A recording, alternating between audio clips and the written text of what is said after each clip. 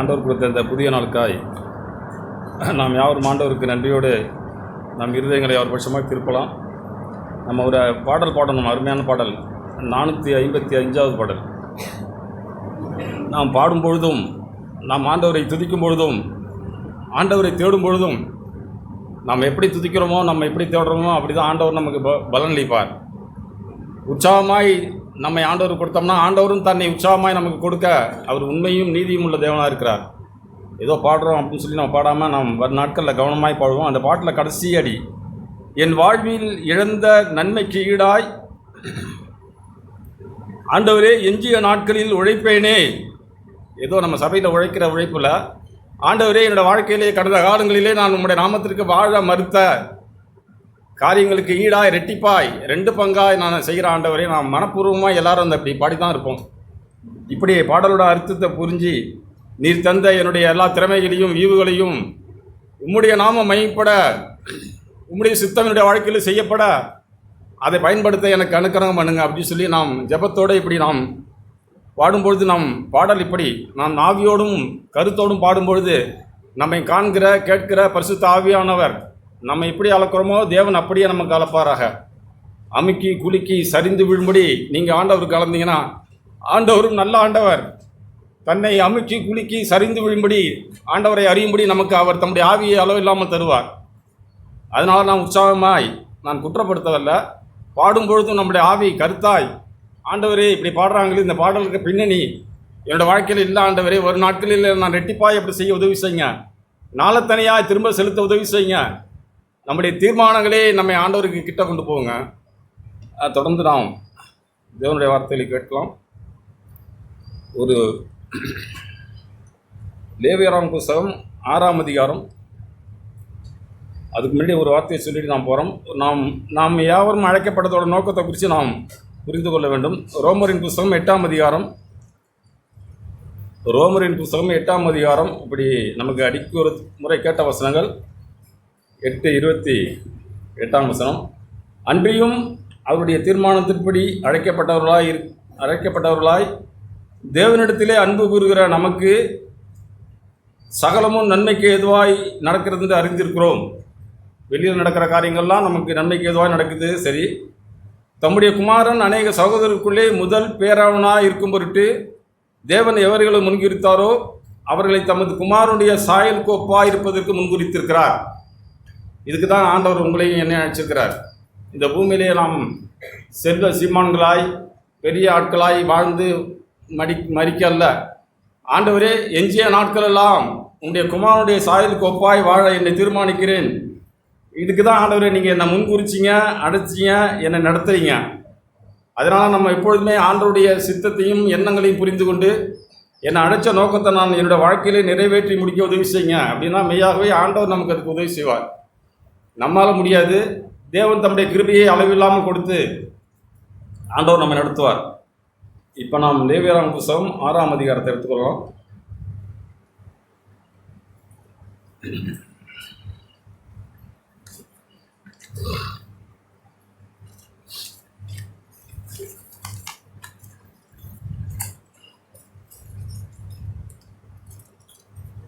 ஆறாம் அதிகாரம் 8ஆம் வசனம் படிக்கிறேன். கர்த்தர் மோசேயை நோக்கி, 6ஆம் அதிகாரம் 8ஆம் வசனம். கர்த்தர் மோசேயை நோக்கி, நீ ஆரோனுக்கும் அவன் குமாரருக்கும் கற்பிக்க வேண்டிய சர்வாங்க தகன பலிக்குரிய பிரமாணம் என்னவென்றால், சர்வாங்க தகன பலியானது முழுவதும் விடியற் காலம் மட்டும் பலிபீடத்தின் மேல் எரிய வேண்டும். பலிபீடத்தின் மேல் உள்ள அக்கினி எரிந்து கொண்டே இருக்க வேண்டும். ஆசாரியன் தன் சணல் நூல் தரித்து இப்படி காரியங்களை செய்து அக்கினியில் எரிந்த சர்வாங்க தகன பலியின் சாம்பலை எடுத்து பலிபீடத்திலே பக்கத்திலே கொட்டி, பின்பு தன் வஸ்திரங்களை கழற்றி வேறே வஸ்திரங்களை உடித்து கொண்டு அந்த சாம்பலை பாளையத்துக்கு புறம்பே சுத்தமான ஒரு இடத்திலே கொண்டு போய் கொட்ட கடவன். 12ஆம் வசனம். பலிபீடத்தின் மேல் இருக்கிற அக்கினி அவியாமல் எரிந்து கொண்டே இருக்க வேண்டும். ஆசாரியன் காலைதோறும் அதன் மேல் எரியும்படி கட்டைகளை போட்டு அதன் மேல் சர்வாங்க தகன பலியை வரிசையாக வைத்து அதன் மேல் சமாதான பலியின் கொழுப்பை போட்டு தகனிக்க கடவன். பலிபீடத்தின் மேல் அக்கினி எப்பொழுதும் எரிந்து கொண்டே இருக்க வேண்டும். இதில் 2-3 வசனங்களில் 12-13 9ஆம் வசனத்திலையும் நீ பலிபீட தகன பலியானது முழுவதும் விடியற் காலம் மட்டும் எரிந்து கொண்டே இருக்க வேண்டும். ஆதியிலே பழைய ஏற்பாட்டில் அங்கே மோசேவுக்கு ஆண்டவர் சொன்னது, இப்படி பலிங்கிறது நம்முடைய அந்த தகன பலி ஆண்டவருக்கு முன்பாய் எரிந்து கொண்டே இருக்க வேண்டும். அது அக்கினி அறிவியாமல் எரிந்து கொண்டே இருக்க வேண்டும். 12ஆம் அதிகாரத்தில் காலைதோறும் அதன் மேல் எரியும்படி கட்டளை போட்டு அந்த அக்கினி அவிஞ்சே போகக்கூடாது. 13ஆம் வசனத்தில் பலிபீடத்தின் மேல் அக்கினி எப்பொழுதும் எரிந்து கொண்டே இருக்க வேண்டும், அது ஒருபொழுதும் அவிந்து போகலாகாது. அப்படின்னா ஆதியிலே ஆண்டவர் அந்த அக்கினி ஸ்தம்பத்திலேருந்து பேசுனது போல அந்த அக்கினி எரிந்து கொண்டே இருக்க வேண்டும். அந்த அனல் ஆண்டவரை தேர்வுடைய உற்சாகம் ஜனங்களுக்கு வெளிப்படையாக இப்படி காட்டுவதற்காக அந்த அக்கினியை போட்டு அங்கே மோசைட்டு சொல்லி நீ இப்படி கட்டைகளை போட்டு கொளுத்த உண்டு. அதுதான் ஆசாரியோட வேலை. 24ஆம் அதிகாரம், அது லேவியராகும் 24ஆம் அதிகாரம். அதுக்கு பிறகு அந்த காரியங்களை எப்படி மாற்று பாருங்க. கர்த்தர் மோசேயை நோக்கி, அங்கே சொன்ன அதே கர்த்தர் மோசேயை நோக்கி 2ஆம் வசனம் 24:2, குத்துவிளக்கு எப்பொழுதும் எரிந்து கொண்டிருக்கும்படி அதற்காக இடித்து பிழிந்த தெளிவான ஒலிவ எண்ணெயை இஸ்ரவேல் புத்திரரின் இடத்தில் கொண்டு வரும்படி அவர்களுக்கு சொல்லு. குத்துவிளக்கு எப்பொழுதும் எரிந்து கொண்டே இருக்கணும். அங்கே எப்படி தகன பலிக்கு அக்கினி எரிந்து கொண்டிருந்தது போல இங்கே குத்துவிளக்காகிய நம்மளோட வாழ்க்கையில் பரிசுத்த ஆவியின் வல்லமை எரிந்து கொண்டே இருக்க வேண்டும். எரிந்து கொண்டே இருக்க வேண்டும். ஆசரிப்பு கூடாரத்தில் சாட்சி சன்னதியின் திரைக்கு வெளிப்புறமாக ஆரோன் அதை எப்பொழுதும் சாயங்காலம் தொடங்கி விடியற்காலம் மட்டும் கர்த்தருடைய சன்னதியில் எரியும்படி ஏற்ற கடவன். இது உங்கள் தலைமுறை தோறும் சொல்ல வேண்டிய நித்திய கட்டளை. அது எப்பொழுதும் கர்த்தருடைய சந்நிதியில் பரிசுத்தமான குத்து விளக்கு மேல் இருக்கிற விளக்குகளைப் போல எரிய வைக்க வேண்டும். இப்படி எப்பொழுதுமே நம்முடைய இருதயம் அக்னியாய் ஆண்டவருடைய வார்த்தைக்கு இணக்கமாய், ஆண்டவரே நீங்கள் பேசும்போது என்னுடைய இருதயம் அக்னியாக இருக்க வேண்டுமே. அந்த எம்மாவூர் சீடர் கூட ஆண்டவர் பேசிக்கிட்டே போகும்போது காரியங்களை சொல்கிறாங்க, சம்பாஷிக்கிறாங்க. இயேசு அவங்களோட கூட சேர்ந்து பேசும்போது அவருடைய இருதயம் கொழுந்து விட்டு எரியுது. எப்படின்னா அவங்களுடைய தவிப்பும் தாகமும், ஆண்டவரே இப்படி இந்த பூமியில் இயேசுங்கிற அந்த மனுஷரை நம்பி நாங்கள் இருந்தோம், அந்த இயேசுவே இந்த உலகம் கொலை பண்ணிட்டு இந்த ஆயக்காரர்களும் பரிசேயர்களும் கொண்டு போட்டுட்டாங்க, நாங்கள் என்ன செய்யறதுன்னு தெரியல, எங்களுக்கு அடுத்தது என்ன எங்களுடைய காரியம் சொல்லி அவங்க தவிக்கிறாங்க. அப்பொழுது இயேசு தாமே அவங்க கூட சேர்ந்து நடந்து அநேக காரியங்களை பேசும்போது அவருடைய இருதயம் கொழுந்து விட்டு எரியுது. இப்படி நம்முடைய பழைய ஏற்பாடுக்கு ஒப்பனையாய் புதிய ஏற்பாட்டிலும் பரிசுத்த ஆவியானவர் நம்மை இந்த வேளையிலும் நம்மை கொழுந்து விட்டு எரிய செய்வார். இப்படி நாம் மாத்திரம் ஆண்டவருடைய வார்த்தைகளை கவனமாய் சரியாய் கேட்டு, ஆண்டவரே என்னுடைய வாழ்க்கையிலே ஒரு அக்கினி எரிந்து கொண்டே இருக்க வேண்டுமே, அதுக்கு நான் என்ன செய்யணும்னா ஆண்டவருடைய வார்த்தைகளே சரியாய் கேட்க பழகணும். கேட்கறது போல கேட்டுட்டு நம்ம பாட்டு போனோம்னா நம்மளோட வாழ்க்கையில் சுபிட்சம் உண்டாகாதுங்க. வந்த வண்ணமாய் வந்து போன வண்ணமாய் போக வேண்டியதான் நம்முடைய வாழ்க்கை. ஆண்டவரே நான் ரெட்டிப்பாக என்னோட வாழ்க்கையிலே உங்களோட நாமத்திற்கு ஈடாய் வாழ முடியாதுன்னு சொல்லி நாம் சொல்லிப்போம். ஆனால் வாழறதுப்போ நம்ம காட்டிப்போம். அப்படி இருக்கக்கூடாது. ஆண்டவரே நம்முடைய வார்த்தைகளை தெளிவாய் கேட்டு அதன்படி வாழ எனக்கு உதவி செய்யும்னு சொல்லி வந்தோம்னா தொடர்ந்து பரிசுத்த ஆவியானவர் நமக்கு சொல்கிற வார்த்தைகளை நாம் கேட்கலாம். யோவான் எழுதின சுவிசேஷம் 3ஆம் அதிகாரம்.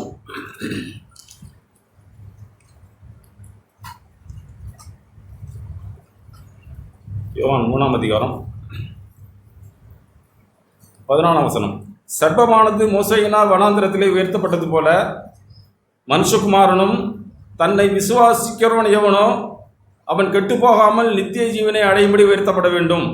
தேவன் தம்முடைய ஒரே பேரான குமாரனை விசுவாசிக்கிறவன் எவனோ அவன் கெட்டுப்போகாமல் நித்திய ஜீவனை அடையும்படி அவரை தந்தருளி உளவாய் உலகத்தில் அன்பு கூர்ந்தார். இந்த வசனத்தில் 2 காரியங்கள் ஒன்றா வருது. என்னன்னு சொல்லுங்க பார்ப்போம். நீங்களே 15லையும் 16லையும் ஒரு வார்த்தை திரும்ப திரும்ப வருது. வேதத்தை குடிஞ்சு பாருங்க. ஒருவரும் கெட்டுப்போகாமல் உயர்த்தப்பட வேண்டும். ஆமேன். ஆண்டவருடைய நோக்கமெல்லாம் நம்முடைய வாழ்க்கையில் நாம் கெட்டுப்போக அழைக்கிறீங்க. ஒருவரும் கெட்டுப்போகாமல் தன்னை விசுவாசிக்கிறோம் எவனோ, ஆண்டவரை நம்ம நம்புகிறோம், காரியங்கள் நடக்குது, விசுவாசிக்கிறோம், கெட்டு போயிடுவோம்னா கெட்டு போயிடுவோம். அதனால தான் பரிசுத்த ஆவியானவர் தன்னை விசுவாசிக்கிறோம் எவனோ அவன் கெட்டு போகாமல். அதுக்கு அடுத்த வசனத்திலையும் தேவன் தம்முடைய ஒரே பேரான குமாரனை விசுவாசிக்கிறோம் எவனோ அவன் கெட்டு போகாமல். 2 இடத்துலையுமே இந்த இடத்துல கெட்டு போகாமல் வருது. மெய்யாகவே நம்முடைய வாழ்க்கையில் நாம் கெடுத்துக்கொள்ள முடியும், கெடுத்துக்கொள்ளாமல் வாழவும் முடியும். நான் 2 மனுஷனை உங்களுக்கு காட்டுறாங்க. தன்னுடைய வாழ்க்கையை ஒரு மனுஷன் ஆண்டவரை தேடி பிடிச்சி அவனை கொண்டு வந்து ராஜாவாக்குனாரு. நமக்கு தெரியும் அவன் தன்னை கெடுத்து கொண்டான். என்ன காரணம்னா அவனுடைய ஆண்டவருடைய வார்த்தைகளை செம்மையாக கேட்கலீங்க. அவன் சொல்லும் போதெல்லாம் பதிலே சொல்கிறாரு, ஆண்டவரே நான் கர்த்தரின் வார்த்தையை கேட்டு தான் நான் இப்படி செய்தேன்னு சொல்லி பதிலும் சொல்கிறாரு. கேட்கவே இல்லை. அவன் கேட்டிருந்தா அவனோட வாழ்க்கை நல்லாவே மாறி இருக்கும். காட்டுறேன் அந்த வசனத்தை உங்களுக்கு. அதனால நம்மளோட வாழ்க்கையில் எப்பொழுதுமே நாம் ஆண்டவரே நான் கெட்டு போக வரல ஆண்டவரே, நான் ஆண்டவரே விசுவாசித்து நித்திய ஜீவனை அடையும்படி நீர் உங்களை தந்தருளி என் மேலே இவ்வளவாய் அன்பு கூர்ந்தீரே. உண்மையாலே நாம் ஆண்டவருடைய அன்பை புரிந்து கொண்டோம்னா, ஆண்டவரே என்னோட வாழ்க்கை நான் கெட்டுப்போக அழைக்கப்படல ஆண்டவரே, நான் உயர்த்தப்பட வேண்டும். மோசே சொன்னது போல அங்கே சர்வமானது மோசையினாலே வனாந்திரத்திலே உயர்த்தப்பட்டது போல அந்த சர்ப்பத்தை போத்த யாவரும் தங்களுடைய காரியங்கள்லேருந்து அவங்க உயிரோடு பிழைச்சாங்க. அதுபோல் ஆண்டவரே நாம் உயர்த்தப்பட நான் கெட்டுப்போகாமல் இருக்க நீர் எனக்காக உங்களுடைய ஜீவனை தந்தீங்க ஆண்டவரே, நான் அதற்கு என்ன செய்ய வேண்டும்? இப்படி நம்மளோட வாழ்க்கையில் நாம் ஆண்டவரை சுருக்கமாக நாம் தேட பழகுனீங்க. ஆண்டவரே என்னோடய வாழ்க்கையில் நீங்கள் என்னை இவ்வளவு ரத்தம் சிந்தி எனக்காக எல்லாம் செய்து உங்களுடைய கிருபையை தந்து பரிசுத்த ஆவியானவர் வல்லமையை தந்து நான் கெட்டு போனேன்னா அதுக்கு நான் தான் காரணம். கடந்த நாள் சொன்னதுல யூதாஸ் கெட்டு போனதுக்கு அவன் தான் காரணம். பேதுரு நல்ல ஆனத்துக்கு பேதுரு தான் காரணம். சவுல் கெட்டு போனதுக்கு சவுல் தான் காரணம். தாவீது நல்ல ஆனத்துக்கு தாவீது தான் காரணம். நீங்களும் நானும் அந்த பழியை நம்ம மேலே தான் நம்ம எடுத்துக்கணும். நமக்கு ஆண்டவர் சொல்லாமல் இல்லை, நம்ம கேட்குறது போல கேட்டு நம்ம பாட்டு நம்முடைய இஷ்டத்துப்படி வாழ்ந்தோம்னா நமக்கு உண்மையிலே நம்மளோட வாழ்க்கை சந்தோஷமாக இருக்காது. நாம் வாழ்ந்துடலாம், அந்த பூமியில் சாகும் வரை கூட அப்படி வாழ்ந்துடலாம். 1 சாமுவேல் புத்தகம், அதில் ஆண்டவர் சொல்லியும் கேட்காத ஒரு மனுஷன் நம்ம உங்களுக்கு காட்டுறோம். 1 சாமுவேல் புத்தகம்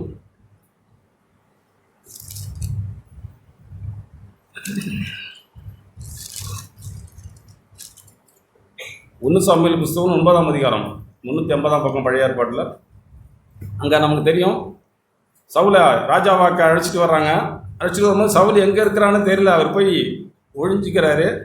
1 ராஜாக்களில் 9ஆம் அதிகாரம் 21ஆம் வசனத்தில் அவர் சொல்கிற பதில் பாருங்கள். ஆண்டவரே, நான் இஸ்ரவேல் கோத்திரத்தால் சிறிதான பென்யமீன் கோத்திரத்தன் அல்லவா? நான் பென்யமீன் கோத்திரத்துக்கு குடும்பத்துக்கெல்லாம் என் குடும்பம் அற்பமானது அல்லவா? இப்படி தன்னுடைய இருதயத்தில் அவன் அருமையாக இருந்தார் ராஜாவாய் தேர்ந்தெடுக்கப்பட்ட பொழுது. அப்படியே வர்றாரு. அதுக்கு முன்னாடியே அவருடைய இருதயம் செம்மையாக இருந்ததுங்க. அதுக்கு முன்னாடியே அவரோட வார்த்தையை சொல்லுவார். 9ஆம் அதிகாரம், அதே 9ஆம் அதிகாரத்தை முன்னாடி அவங்களுக்கு கழுதை காணா போய் சவுலும் அவனுடைய வேலைக்காரன் தேட போகிறாங்க. கழுதை கிடைக்கல. கழுதை கிடைக்கிற இடத்த கண்டுபிடிக்கிறதுக்கு அங்கே ஒரு ஆசாரியர் இருக்கிறாரு, அவர்கிட்ட போகும்னு சொல்லி அவன் தன் கூட வந்த வேலைக்காரன் சொல்கிறாரு. அப்போ சவுல் கேட்குறாரு, நம்ம அந்த ஆசாரியர்கிட்ட போனோம்னா அவருக்கு நம்மள்கிட்ட கொடுக்க ஒன்றுமே இல்லையே, நம்ம எப்படி போய் அவரை பார்க்கறது அப்படின்னோடனே அந்த வேலைக்காரன் சொல்கிறான், என்னிடத்திலே 9ஆம் அதிகாரம் 10ஆம் வசனம், அப்போது சவுல் தன் வேலைக்காரன் நோக்கி, நல்ல காரியம் சொன்னாய், போவோம் வா என்றான். அப்படியே தேவனுடைய மனுஷன் இருந்து அந்த பட்டணத்துக்கு போனார்கள். 8ஆம் வசனத்தில் இருக்கு பாருங்க.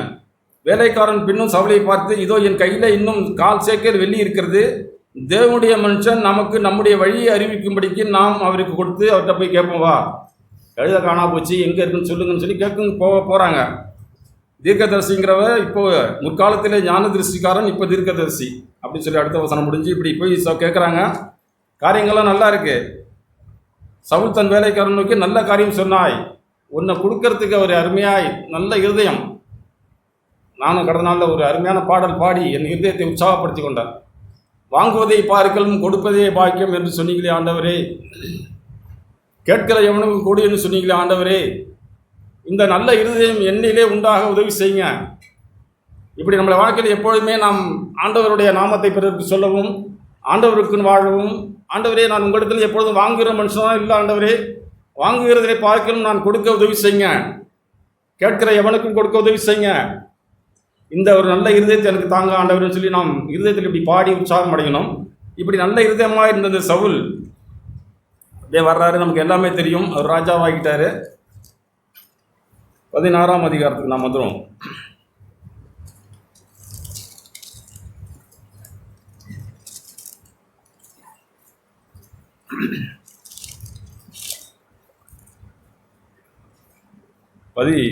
பத்தாம் அதிகாரம்.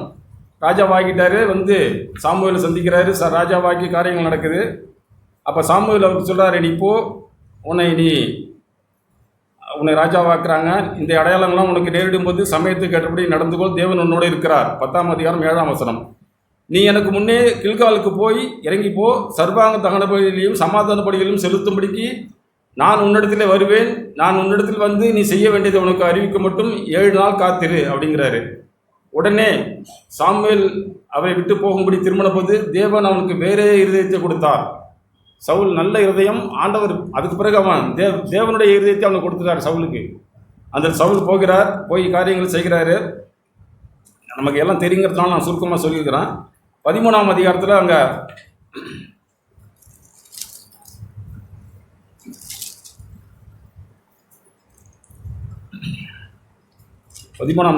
வந்து அங்கே போர் வரப்போது சவுல் போய் சாமுவேல் சொன்னாரே அது வரைக்கும் நம்ம காத்திருப்போம்னு சொல்லாமல் சவுல் ராஜ்யபாரம் பண்ணி 1 வருஷம் ஆயிட்டு 13ஆம் அதிகாரம் இப்படி அவர் நிறைய பேர் கூட்டத்தை சேர்த்துக்கிட்டாரு. இஸ்ரவேலிலே 3000 பேரை தெரிந்து கொண்டான். அவர்கள் 2000 பேர் சவுலோடைய கூட மிக்மாசிலே இப்படி அங்கே இருந்தாங்க. யோனத்தான் கேபாவிலையும் தானியையும் இருந்த பெலிஸ்தரை முடியெடுத்தான். இப்படி அநேக காரியங்கள் சவுல் தேசமெங்கும் செஞ்சுக்கிட்டே வர்றாரு. அதுக்குரிய எதிராளி அவங்களுக்கு யுத்தத்துக்கு வர்றாங்க. யுத்தத்துக்கு வரும்போது தான் அவருக்கு காரியங்கள் ஆகுது. அப்பொழுது இஸ்ரவேலர் தங்களுக்கு உண்டான இக்கட்டையும் கண்டபோது ஜனங்கள் தங்களுக்கு உண்டான நெருக்கத்திலே கெபிகளிலும் முட்களிலும் கண்மலைகளிலும் துருவங்களிலும் ஒளிந்து கொண்டார்கள். இப்படி அவருக்கு சவுலுக்கு எதிராக போர் நடக்கும்போது, ஆனால் சவுல் என்ன செஞ்சுருக்கணும், சாமுவேல் சொல்கிற வரைக்கும் நம்ம அமைதியாக இருக்கணும், பலி செலுத்தாமல் இருக்கணும்னு சொல்லியிருக்கணும் அவர் இருதயத்தில். ஆனால் அதெல்லாம் அவர் விட்டுட்டார். எதிராளி கிட்ட வரான்னு சொல்லி பயந்து போய் அப்பொழுது சவுல் 13ஆம் அதிகாரம் 9ஆம் வசனம், சர்வாங்க தகன பலியையும் சமாதான பலிகளையும் என்னிடத்தில் கொண்டு வாருங்கள் என்று சொல்லி சர்வாங்க தகன பலியை செலுத்தினான். அங்கே சாமுவேல் செய்ய வேண்டிய அந்த காரியத்தை சவுல் செய்கிறார். அதுக்கு என்ன காரணம் சொல்கிறார் பாருங்க. அவன் சர்வாங்க தகன பலியிட்டு முடிகிற போது இதோ சாமுவேல் வந்தான். சவுல் அவனை சந்தித்து வணக்கம் செய்ய அவனுக்கு எதிர்கொண்டு போனான். சாமுவேல் வராரு, தீர்க்கதரிசி. சவுல் எதுக்க போகிறாரு, வாங்க பிரதர் வந்து வாங்கன்னு சொல்லி கூப்பிட்றாரு. அப்போ கேட்குறாரு சாமுவேல், நீர் செய்தது என்ன என்று சாமுவேல் கேட்டதற்கு சவுல், ஜனங்கள் என்னை விட்டு சிதறி போகிறதையும் குறித்த நாட்களிலே திட்டத்திலே நீர் வராதையும் பெலிஸ்தர் மிக்மாசிலே கூடி வந்திருக்கு நான் கண்டபடினாலே இப்படி எதிராளி வந்துட்டாங்க, நீங்கள் சொன்ன நாளில் வரல பிரதர், தீர்க்கதரிசியே நீ வரல அப்படின்னு சொல்லி சாமுவேல்கிட்ட சொல்கிறாரு. இப்படி எனக்கு ஒரு விரோதமாய் கில்காவிலே பெலிஸ்தர் எனக்கு விரோதமாய் வந்து விடுவார்கள் என்றும் நான் இன்னும் கர்த்தருடைய சமூகத்தை நோக்கி விண்ணப்பம் பண்ணவில்லை என்றும் எண்ணி துணிந்து, ஒன்றுமே கேட்கல, தைரியமாக சொல்லிட்டு நான் எண்ணி துணிந்து சர்வாங்க தகனபலியை செலுத்தினேன் என்றான். சாமுவேல்கிட்ட சொல்கிறாரு அந்த சவுல். சாமுவேல் சொன்னது, நீ போய் பொறுமையாயிரு, நான் சர்வாங்க தகனபலியை செலுத்துவேன் அப்படின்னு சொன்ன உடனே அவன் கேட்கல. நீங்கள் வரத்துக்கு லேட் ஆகிட்டு வருது, அதனால் நானே செஞ்சுட்டேன்னு சொல்லி துணிஞ்சு பேசுகிறாரு. உடனே சாமுவேல் சொல்கிறாரு, நீ புத்தியீனமாய் செய்தி, உம்முடைய தேவனாய கர்த்தர் உமக்கு விதித்த கட்டளையை கை கொள்ளாமல் போனீரே. ஆண்டவர் சொன்ன வார்த்தையின்படி நீ போய் இங்கே காத்திருன்னு சொன்னார். சவுல் காத்திருக்கலிங்க. அதுக்கு பிறகு நமக்கு சம்பவங்கள் அதிகம் நிறைய தெரியும் எல்லாமே. உடனே சாமுவேல் சொல்கிறாரு, உம்முடைய ராஜ்யம் உம்முடைய ராஜ்ய பாரம் நிலை நிற்காது.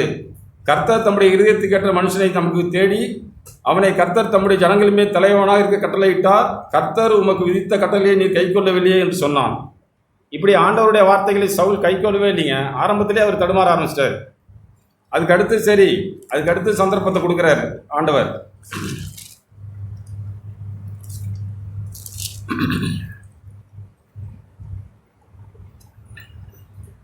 15ஆம் அதிகாரம் இப்படி திரும்பவும் சாமுவேல் சவுலை நோக்கி பேசுகிறாரு.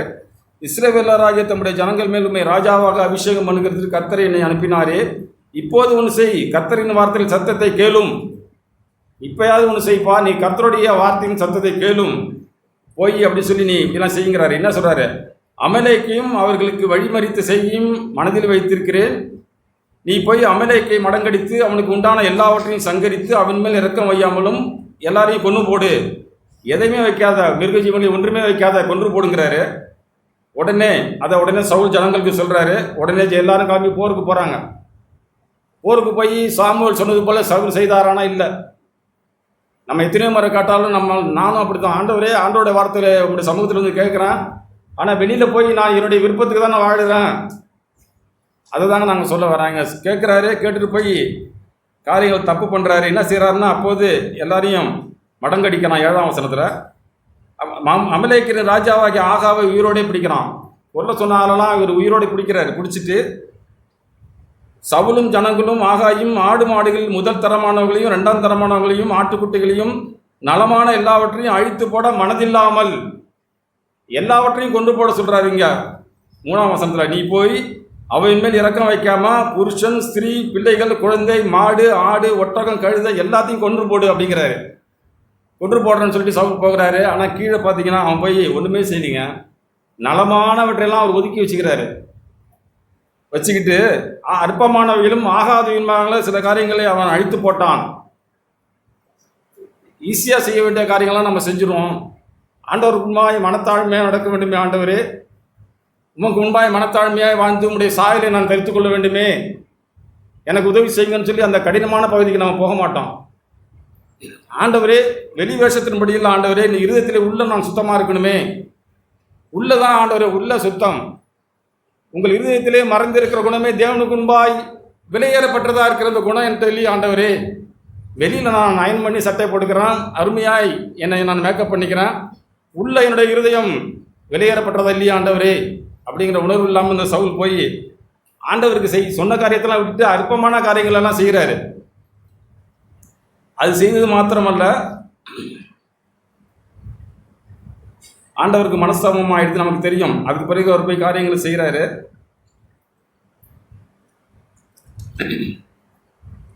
20ஆம் வசனம் 18 படிக்கலாம். அப்பொழுது கர்த்தர், நீ போய் அமலேக்கேரையை அந்த பாவிகளையும் சங்கரித்து அவர்களை நிர்மூலமாக்கி தீரு மட்டும் அவர்களை யுத்தம் பண்ணு என்று சொல்லி அந்த வழியாக போக சொன்னானே, நீ கர்த்தருடைய சொல்லை கேளாமலும் கொள்ளையின் மேல் பறந்து கர்த்தருடைய பார்வைக்கு பொல்லாப்பானது செய்து என்ன என்றான். சவுல் சாமுவேல் நோக்கி, நான் கர்த்தருடைய சொல்லை கேட்டு கர்த்தர் என்னை அனுப்பின வழியாக போய் இப்படி காரியங்களை செய்தேன், எல்லாம் செய்தேன், நான் தான் செய்தேன் அப்படின்னு சொல்லிட்டு ஜனங்களோ 26ஆம் வசனத்தில் பழி யார் மேலே போகிறா இருப்பாங்க, ஜனங்களோ உம்முடைய தேவனாய கர்த்தருக்கு இப்படி பலியிடும்படி இதெல்லாம் செஞ்சாங்க. தான் செஞ்ச ராஜா சொல்லி அவங்க செய்யாமல் ஜனங்கள் சொல்லி அவங்க செய்யதான் பொய் சொல்கிறாரு சவுல். அவனோட ஆரம்பமே அவனோட வாழ்க்கை நல்லா இல்லாமல் போச்சுங்க. ஆரம்பமே அவனோட வாழ்க்கையில் தடுமாற்றங்கள் ஏற்பட்டு போச்சு. தன்னுடைய ராஜாவாக்க இந்த ஸ்தானத்தை விட்டு மறந்துட்டாரு.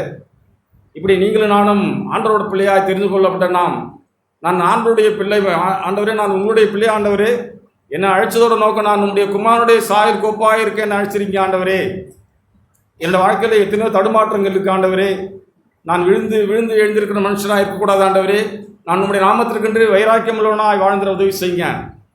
என் இருதயம் சுத்திகரிக்கப்பட உதவி செய்யணும்னு சொல்லி நம்ம இருதயம் நாள்தோறும் இப்படி அனலாக இருக்கணுங்க. இப்படி அனலாக இருக்கிற நம்ம இடத்துல பரிசுத்த ஆவியானவர் பேசி நம்மை உற்சாகப்படுத்துவார். ஆண்டவர் நான் கேட்டது போல ஒரு மனுஷனையும் புறம்பே தள்ள ஆண்டவர் வரல, எல்லாரும் ரட்சிக்கப்பட வேண்டுமே, ஒருவனையும் கெட்டு போகக்கூடாது, ஆண்டவருடைய சித்தம். ஆனால் நாம் கேட்குற காரியங்களில் அவனே தன்னை கெடுத்துக் கொள்கிறார். சொல்லிட்டு 22ஆம் வசனம் 15-22 அருமையாக சொல்கிறாரு. சாமுவேல் கர்த்தருடைய சத்தத்தை கீழ்ப்படிதே பார்க்கிலும் தகனங்களும் பலிகளும் கர்த்தருக்கு பிரியமாக இருக்குமோ, பலியை பார்க்கிலும் கீழ்ப்படிதலும் ஆட்டுக்கடாக்களின் இனத்தை பார்க்கிலும் செவி கொடுத்தலும் உத்தமம். அவர் சாமுவேல் சொன்னதை அவர் கீழ்ப்படியில் செவி கொடுக்கல. இது ரெண்டு தான் அவர் மேலே வந்த ஆரம்ப காலங்களில் அவருக்கு ஏற்பட்ட தடுமாற்றங்கள். நல்லதான் வந்தார், சவுலும் காரியங்கள் செய்கிறாரு. ஆனால் ஆண்டவருடைய வார்த்தைக்கு செவி கொடுத்து வாழணுமேங்கிற விருப்பம் இல்லாமல் போய் காரியங்களை தப்பு பண்ணிகிட்டே வராது. அது மாத்திரமல்ல, சாமுவேலை பிடிச்சி நீ என்னை ராஜா ரவி என்னை புறந்தள்ளினா அவர் சொல்கிறாரு. சாமுவேல் சவுலை பார்த்து, நான் உம்மோடே கூட திரும்பி வருவதில்லை, கர்த்தருடைய வார்த்தையை புறக்கணித்து நீ இஸ்ரவேல் மேல் ராஜாவாயிராதபடிக்கு கர்த்தர் உம்மையும் புறக்கணித்து தள்ளினார் என்றான். சொல்லிட்டு சாமுவேல் தீர்க்கதரிசி திரும்பும் போது சாமுவேலின் சால்வையின் தொங்கலை பிடித்து கொண்டான் சவுல். துணிஞ்சி தைரியமாய், சாமுவேலே நில்லையானே, நின்று ஜனங்கள் முன்பாய் என்னை கனப்படுத்திட்டு சொல்லி சொல்லாமல் சொல்கிறாரு செய்தியின் மூலமாய். எவ்வளோ தைரியம் சவுலுக்கு! ஆண்டவர் சவுலுடைய இருதயத்தை பார்த்த ஆண்டவர் தான் ஆரம்பத்திலே அவனை தள்ளிட்டாருங்க. அதுக்கு பிறகு எத்தனையோ சந்தர்ப்பங்களை கொடுத்து அவனை வாழ செய்கிறாரு. அவன் வாழறதுக்கு விரும்பவே இல்லை. அவனுடைய இருதயமெல்லாம் தன்னை ராஜாவாகவும் தனக்கு பெயர் புகழ் உண்டாக வேண்டும் என்று சொல்லி தன்னை ஒரு பொருட்டாகவே தன்னுடைய இருதயத்தில் என்ன ஆரம்பிச்சிட்டாரு. அதுக்கு பிறகு கோலியாத்தை கொல்லணும். அவருக்கு திராணி இல்லை. 40 நாளாய் ஒரு கோலியாத் எதிராளி முழக்கமிட்டு ஆண்டவரோட நாமத்தை தூஷிக்கிறான். அதெல்லாம் சவுல் எதிர்க்க திராணி இல்லை, பலம் இல்லை, சோர்ந்து போகிறாரு. அந்த நேரம் பார்த்து தாவீதுங்கிற ஒரு வாலிபர் உள்ளே வர்றார். உள்ளே வந்தோடனே நான் போய் கொள்றேங்கிற, அதையும் தடுக்கிறாரு. அதெல்லாம் உன்னால முடியாதுங்கிறாரு. அப்போ தாவீது சொல்கிறாரு, ஆண்டவர் என்னை நடத்துவார், ஆண்டவர் எனக்கு உதவி செய்வார்னு சொல்லி தைரியமாக போய் அந்த கோலியாத்தை கொன்று சாய்க்கிறார். அதுக்கு பிறகு அந்த கோலியாத்தை கொன்ற மனுஷனுக்கு சவுல் என்ன சொல்லுவார்னா, என்னுடைய ராஜ்யத்தின் பாதியை தருகிறேன், என் பொண்ணையே அவனுக்கு கல்யாணம் பண்ணி தரேன்னு சொல்லி ஒப்பந்தம்லாம் பண்ணிவிடுவார். எல்லாமே அவரே எடுத்த முடிவு. எல்லா ஒப்பந்தத்தையும் சவுலே மீறிடுவார். அவனுக்கு தாவீது மேல பொறாமையும் எரிச்சலும் உண்டான உடனே இதெல்லாம் ஒப்பந்தத்தெல்லாம் மறந்துடுறாரு. ஆனால் அதுக்கு பிறகு வந்த தாவீது பொறுமையாய் ஓடிக்கொண்டே இருக்கிறாருங்க. ஆண்டவருடைய வார்த்தையை கேட்டு கீழ்ப்படியாமல் இருந்த சவுல் எப்படி, ஆண்டோடைய வார்த்தையை கேட்டு கீழ்ப்படிந்த தாவீது எப்படி, தாவீதோட சந்தர்ப்பங்கள்லாம் பாருங்க. அடுத்தது தாவீது எப்படி வர்றாரு, வந்து கொண்டு போகிறாரு. அவர் பொண்ணையோ அவருடைய சொத்து பத்தையோ வசதியோ தேரல, அவர் கேட்கல. தாவீது சவுலா சொன்னார், நான் உனக்கு இது தர்றேன் அப்படின்னு சொல்லி. எப்படி 17ஆம் அதிகாரம் 23ஆம் வசனம். திரும்ப தாவீது இப்படியே கோலியாத்தை இப்படியே தூஷிக்கிறாரு. 24ஆம் வசனம். இஸ்ரவேல் எல்லாரும் அந்த மனுஷனை காணும்போது மிகவும் பயப்பட்டார்கள், அவன் முகத்துக்கு விலகி ஓடிப்போனார்கள். அந்த நேரத்தில் இஸ்ரவேல் வந்து நிற்கிற அந்த மனுஷனை கண்டீர்களா, இஸ்ரவேலை நிந்திக்க வந்து நிற்கிறான், இவனை கொல்லுகிறவன் எவனோ அவனை ராஜா மிகவும் ஐஸ்வர்யமாக்கி அவனுக்கு தம்முடைய குமாரத்தை தந்து அவன் தகப்பனை வீட்டாருக்கு இஸ்ரவேலிலே மானியத்தை கொடுப்பார். எல்லாவற்றையும் ராஜா செய்வார், ஆனால் அவனை கொல்றதுக்கு தான் ஆள் கிடையாதுன்னு சொல்லி தாவீது சொல்கிறாங்க. அதுக்கு பிறகு தாவீது அந்த கோலியாத்தை கொண்டு போடுறார். ஆனால் தாவீதுக்கு அதுக்கு பிறகு நிம்மதியான தூக்கமே இல்லைங்க. சவுலினாலே திரட்டப்படுகிறார், காரியங்கள் எல்லாமே தவறாக நடக்குது. ஆனால் தாவீது ஆடு மேய்ச்சிக்கிட்டு இருக்காரு, காரியங்கள் நமக்கு தெரியும். ஆண்டவர் மேலே உள்ள விசுவாசத்தோடு கூட ஆண்டவருக்குன்னு வாழ விரும்பின அந்த மனுஷன் ஆண்டவர் கொடுத்த அந்த கொஞ்ச விஷயத்திலே அவர் பொறுப்பாக இருக்கிறார்.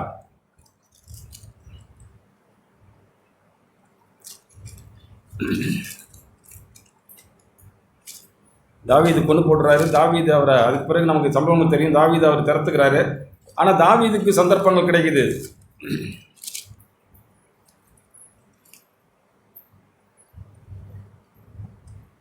தாவீது 24ஆம் அதிகாரம்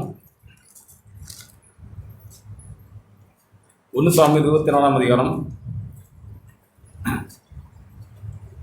தாவீது போய் அந்த அவருடைய தொங்கலின் சால்வையை அறுத்து கொண்டு வர்றார். தாவீது சவுலின் சால்வையின் தொங்கலை அறுத்து கொண்டது நிமித்தம் மனம் அடித்து கொண்டது. 1 சாமுவேல் 24:5. அவன் தன் மனுஷரை பார்த்து சொல்கிற வார்த்தையை பாருங்க. அவன் தன் மனுஷரை பார்த்து, கர்த்தர் அபிஷேகம் பண்ணின என் ஆண்டவன் மேல் கையை போடும்படி யானை இப்படிப்பட்ட காரியத்தை நான் செய்யாதபடிக்கு கர்த்தர் என்னை காப்பாற்றுவாராக. கிட்ட போய் ஒருத்தன் பாத்ரூமில் உட்காந்துருக்கும் போது பின்னாடியே போய் அவனுடைய கைலியின் ஓரத்தை அறுத்துட்டு வந்துடுறாரு, தொங்கலின் ஓரத்தை அறுத்துட்டு வந்துடுறாரு. அவர் கைலி அறுக்கிற நேரம் கழுத்து அறுத்துருக்கலாம், வெட்டியே போட்டிருக்கலாம். சவுலுக்கு ஒன்றுமே தெரில, மெதப்பில் அவர் பாட்டு பாத்ரூமில் உட்காந்துருக்கிறாரு. பின்னாடி போய் சவுல் போய் தாவீது போய் தொங்கல் அறுத்துட்டு வந்துடுறாரு. அந்த தொங்கலை அறுத்து கொண்டது நிமித்தம் அவனுக்கு இருதயம் அடிக்குது.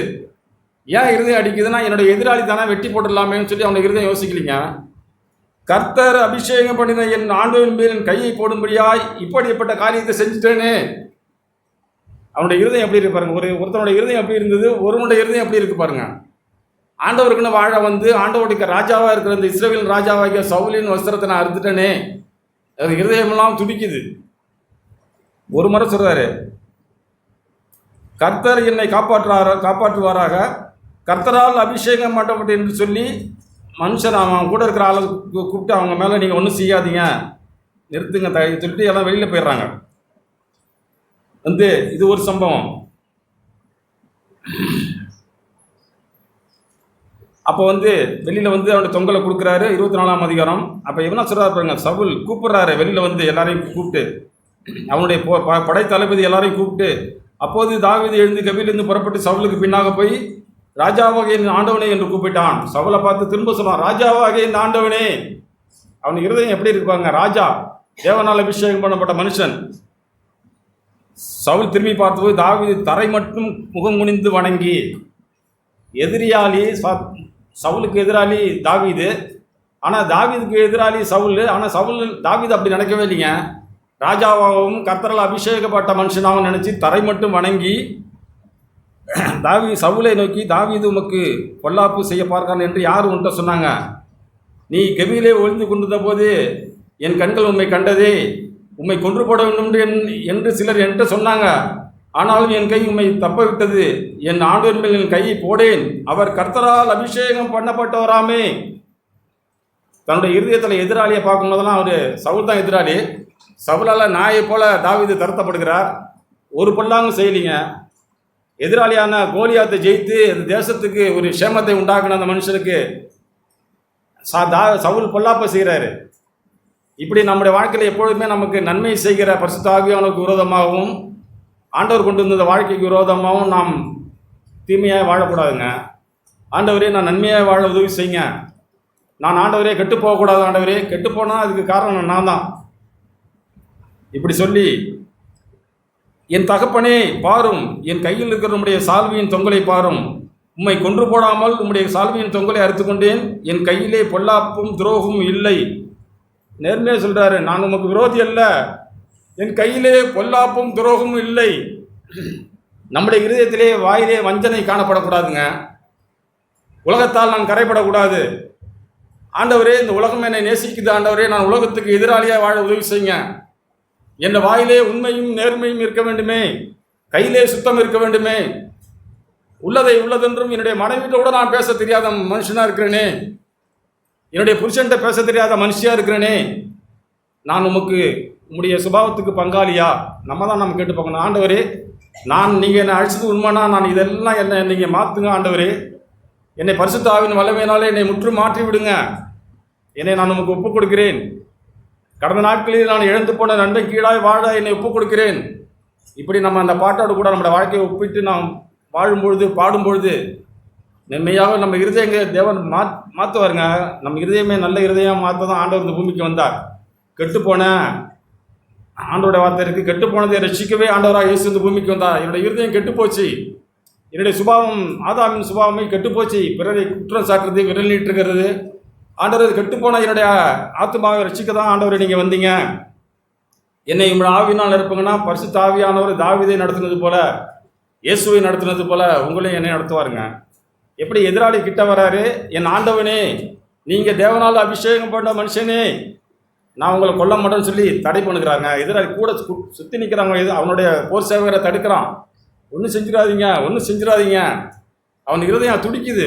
ஏன்னா தொங்கலாக இருக்கிறது தான் கஷ்டம், கழுத்தை வெட்டுறது ஈஸி. அதை செய்யாமல் இதை செஞ்ச தாவீதோட இருதயம் எப்படி இருந்திருக்கும் பாருங்கள். நம்முடைய இருதயம் இன்றைக்கி பொல்லாப்பு செய்ய தீவிரம் கொள்ளுது. ஆண்டவரே, இந்த வழிக்கு நான் அழைக்கப்படலாம். ஆண்டவரே, உம்மிடத்தில் நான் கேட்டு கற்றுக்கொண்டு வாழ வந்திருக்கிறேன். ஒரு வார்த்தை நாங்கள் வெள்ளிக்கிழமை அப்படி தியானித்தோம். ஆண்டவரத்தில் என்னிடத்தில் வாருங்கள், நான் சாந்தமும் மனத்தாழ்மையுமாக இருக்கிறேன். என் நுகத்தை உங்கள் மேல் ஏற்றுக்கொண்டு என்னிடத்தில் கற்றுக்கொள்ளுங்கள், அப்பொழுது உங்கள் ஆத்துமாக்களுக்கு இளைப்பாறுதல் உண்டாகும். வசனம் அப்படியே தாங்க இருக்கு. மத்தேயு 11ஆம் அதிகாரம்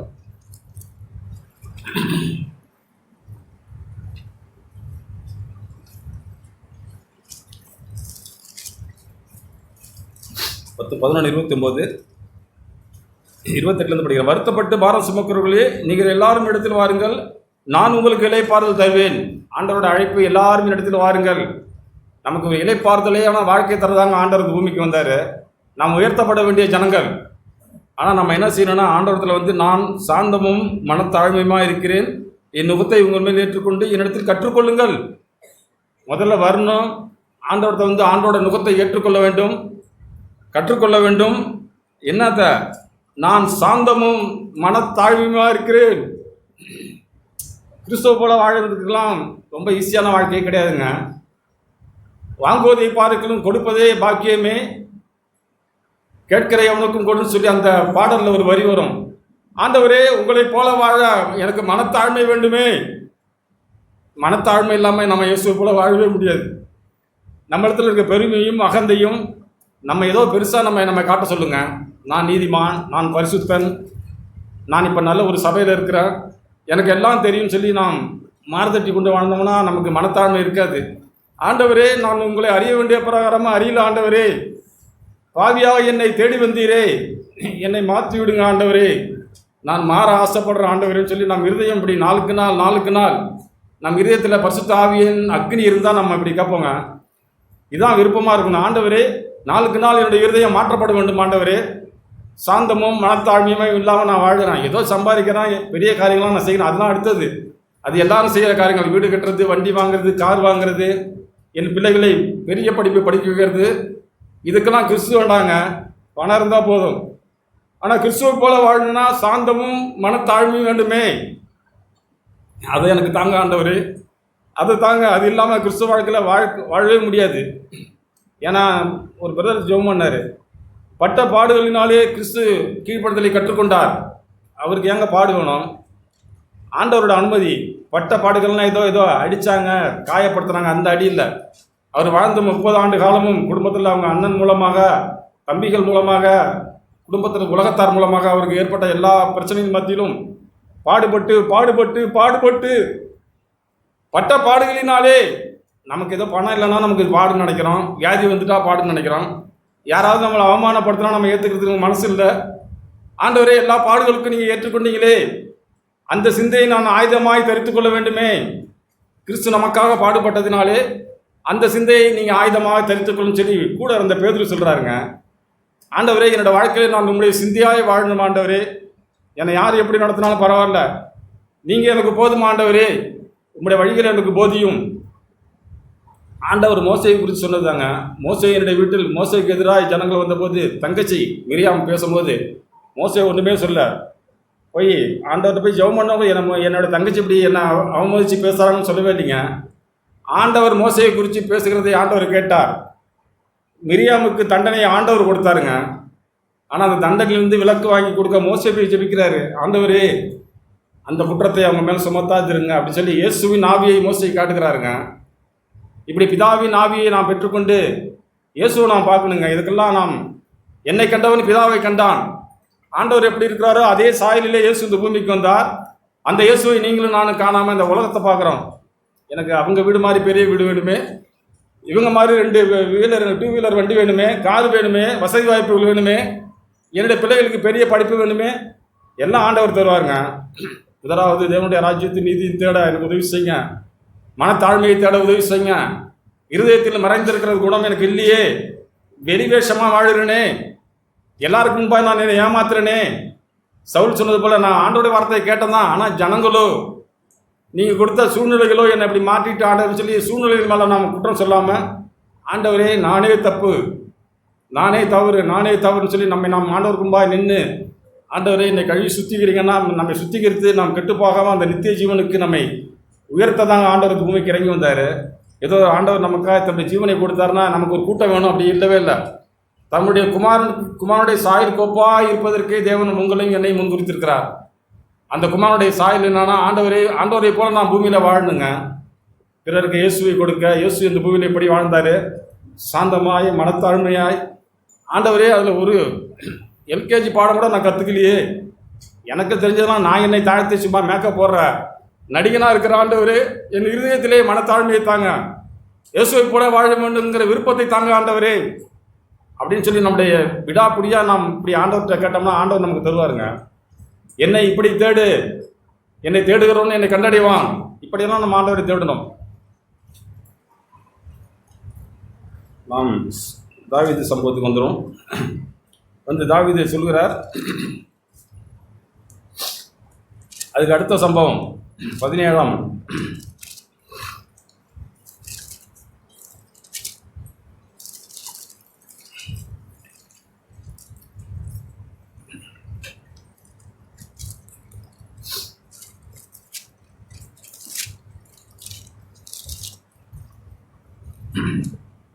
மனுஷாட்சிக்கு 25ஆம் அதிகாரம் 26ஆம் அதிகாரத்தில் அடுத்த சம்பவத்தை பாருங்கள்.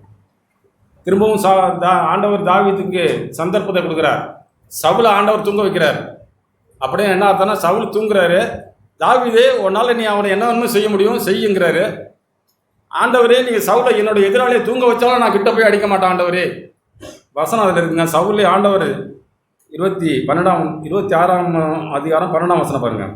கர்த்தர் அவர்களுக்கு அயர்ந்த நித்திரை வருவித்ததினாலே அவர்களெல்லாம் தூங்கினார்கள். ஆண்டவர் எதிராளியை தூங்க வச்சிட்டாரு, சவுலையை தூங்க வச்சிட்டாரு. தாவீது விழிப்பா இருக்காரு, கிட்ட போய் அவன் கொண்டு போட்டுடலாங்க. ஃபர்ஸ்ட் மேலேருந்து படிக்கலாம். சவுல் படுத்து தூங்குறாரு. அவன் தலையிலே அவனுடைய ஈட்டி நிலத்திலே குத்தி இருந்தது. 7ஆம் வசனம். அவனை சுற்றிலும் அவனுடைய படை தளபதிகள் அப்னேரும் ஜனங்களும் படுத்து கொண்டிருந்தார்கள். அப்போ ராத்திரியில் தாவீது போய் யார் நம்ம சவுலை பார்க்க போகலாம் வாங்கி கூப்பிட்றாரு. அப்பொழுது அபிசாய் தாவீதை பார்த்து, இன்று தேவன் எதிராளி அங்கே சவுல் தூங்குறாரு, ஆண்டவர் உங்களுடைய கையில் எதிராளியை ஒப்பு கொடுத்துட்டாரு, வாங்க போய் அவரை கொலை பண்ணி நான் குத்தி போட்டுருவான்னு சொல்லி எதிராளி அவனுடைய வேலைக்காரெல்லாம் கூப்பிட்றாங்க.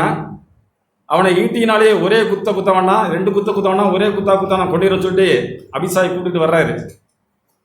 தாவீது அபிசாயை பார்த்து 26:9 அவரை கொல்லாதே, கர்த்தர் அபிஷேகம் பண்ணுவித்திருமலின் கையை போட்டு குற்றமில்லாமல் போகிறோன் யார்? அவனுடைய இருதயத்தெல்லாம் எதிராளியை பார்க்கும்போதெல்லாம், எதிராளியை சவுலையை பார்க்கும்போதெல்லாம், ஆண்டவருடைய மனுஷன் அவர், எதிராளி தேவனால் உண்டாக்கப்பட்ட மனுஷன், அந்த மனுஷனுக்கு விரோதமாக நான் பேச மாட்டேன், சொல்ல மாட்டேன், செய்ய மாட்டேன்னு சொல்லி தாவீது கடைசி வரைக்கும் தன்னுடைய இருதயத்தில் அந்த சாத்தானுக்கு இடம் கொடுக்கலீங்க. அந்த வசனங்களில் 3 முறை பின்னும் கர்த்தர் சொல்கிறார்,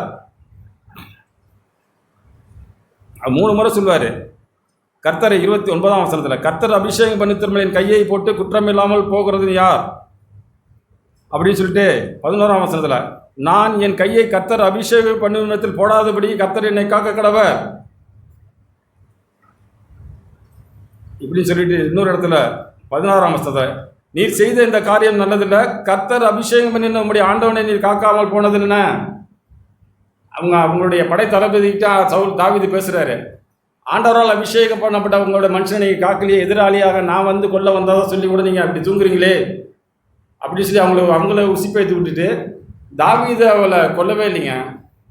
இப்படி ஒரு மனுஷன் ஆண்டோடைய சவுல் கேட்டு அவனோட வாழ்க்கை நல்லாவே இல்லை. தாவீது தன்னுடைய வாழ்க்கையை கேட்டு அவருடைய சாவு, தாவீதோட சாவு எப்படி இருக்கு பாருங்க. 2 நாளாகமம் புஸ்தகம்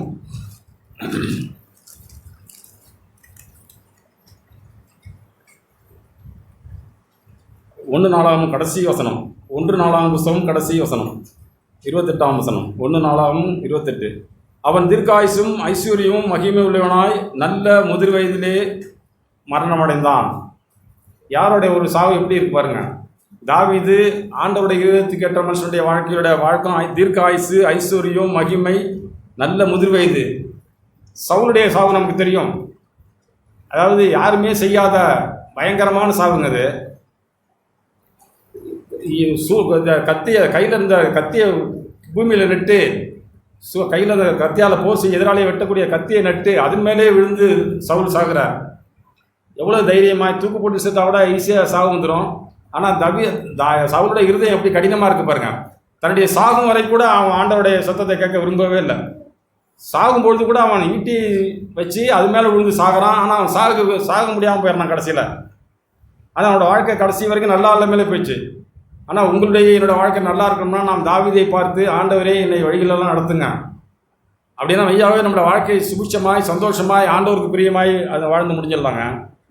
அதுபோல் நாம் புதிய ஏற்பாட்டில் பேதுரையும் அவர் பேர் யூதாசையும் பார்த்தோம்னா பேதுருக்கும் தப்பு நடக்குது, யூதாசுக்கும் தப்பு நடக்குது. ஆனால் பேதுரு தன்னோட வாழ்க்கையிலே போய் ஆண்டவரே நான் உண்மை காட்டி கொடுத்தேன்னு சொல்லி மனம் கசந்து அழுகிறாரு. யூதாசோ தன்னுடைய இதயத்தில் உடைக்கப்படவே இல்லைங்க. அவர் பாட்டு போகிறார், நீ செய்கிறதை சீக்கிரமாக செய்யணுன்னே யூதாஸ் அவர் பாட்டு போய் செய்கிறார். அப்படின்னா என்ன அர்த்தம்னா அப்போ தான் அந்த சம்பவத்தில் சாத்தான் அவன் இதயத்துக்குள்ளே நுழைந்தான் அப்படின்ற வசனமே. அப்போ ஆண்டவர் சொல்கிறதெல்லாம் கேட்டு அல்லல் தள்ளிட்டு யூதாஸ் அவர் பாட்டு வாழ்ந்துக்கிட்டே இருக்கிறாரு. ஆண்டவர் கூட தான் இருக்கிறாரு, சபையில் தான் இருக்கிறாரு. ஆனால் சாத்தானுக்குள்ளே புக முடியுமானா புக முடியும். சாத்தான் அவனுக்குள்ளே புகுந்தானா அவன் போய் வா சாத்தான்னு கூப்பிடவில்லை, ஏற்கனவே ஆல்ரெடியாக இருக்கிறான், வீடு திறந்து இருக்குது. சாத்தான் உள்ளே புகுந்தது போல் யூதாஸின் இதயத்திலே சாத்தான் புக யூதாஸ் இடம் கொடுத்துட்டாருங்க. நம்மளோட வாழ்க்கையிலையும் ஆண்டவரே நான் அப்படி வாழக்கூடாது, ஆண்டவரே என்னை நீங்கள் கெட்டுப்போக்க அழைக்கல, என்னை உயர்த்தி உங்களோட நாமத்திற்கு மகிமையாய் நித்திய ஜீவன் எனக்கு தந்திருக்கீங்க ஆண்டவரே, அந்த ஜீவனிலே வாழ நான் விரும்புகிறேன், எனக்கு உதவி செய்யணும்னு சொல்லி நான் இருதயத்தை இப்படிலாம் ஆண்டவருக்கு தாழ்த்தணும்னா மெய்யாவே நம்ம ஆத்மா ரட்சிக்கப்படுங்க. எபிரேயர் புஸ்தகம் 10ஆம் அதிகாரம் அந்த ஒரு கடைசியாக ஒரு வார்த்தை இருக்குது.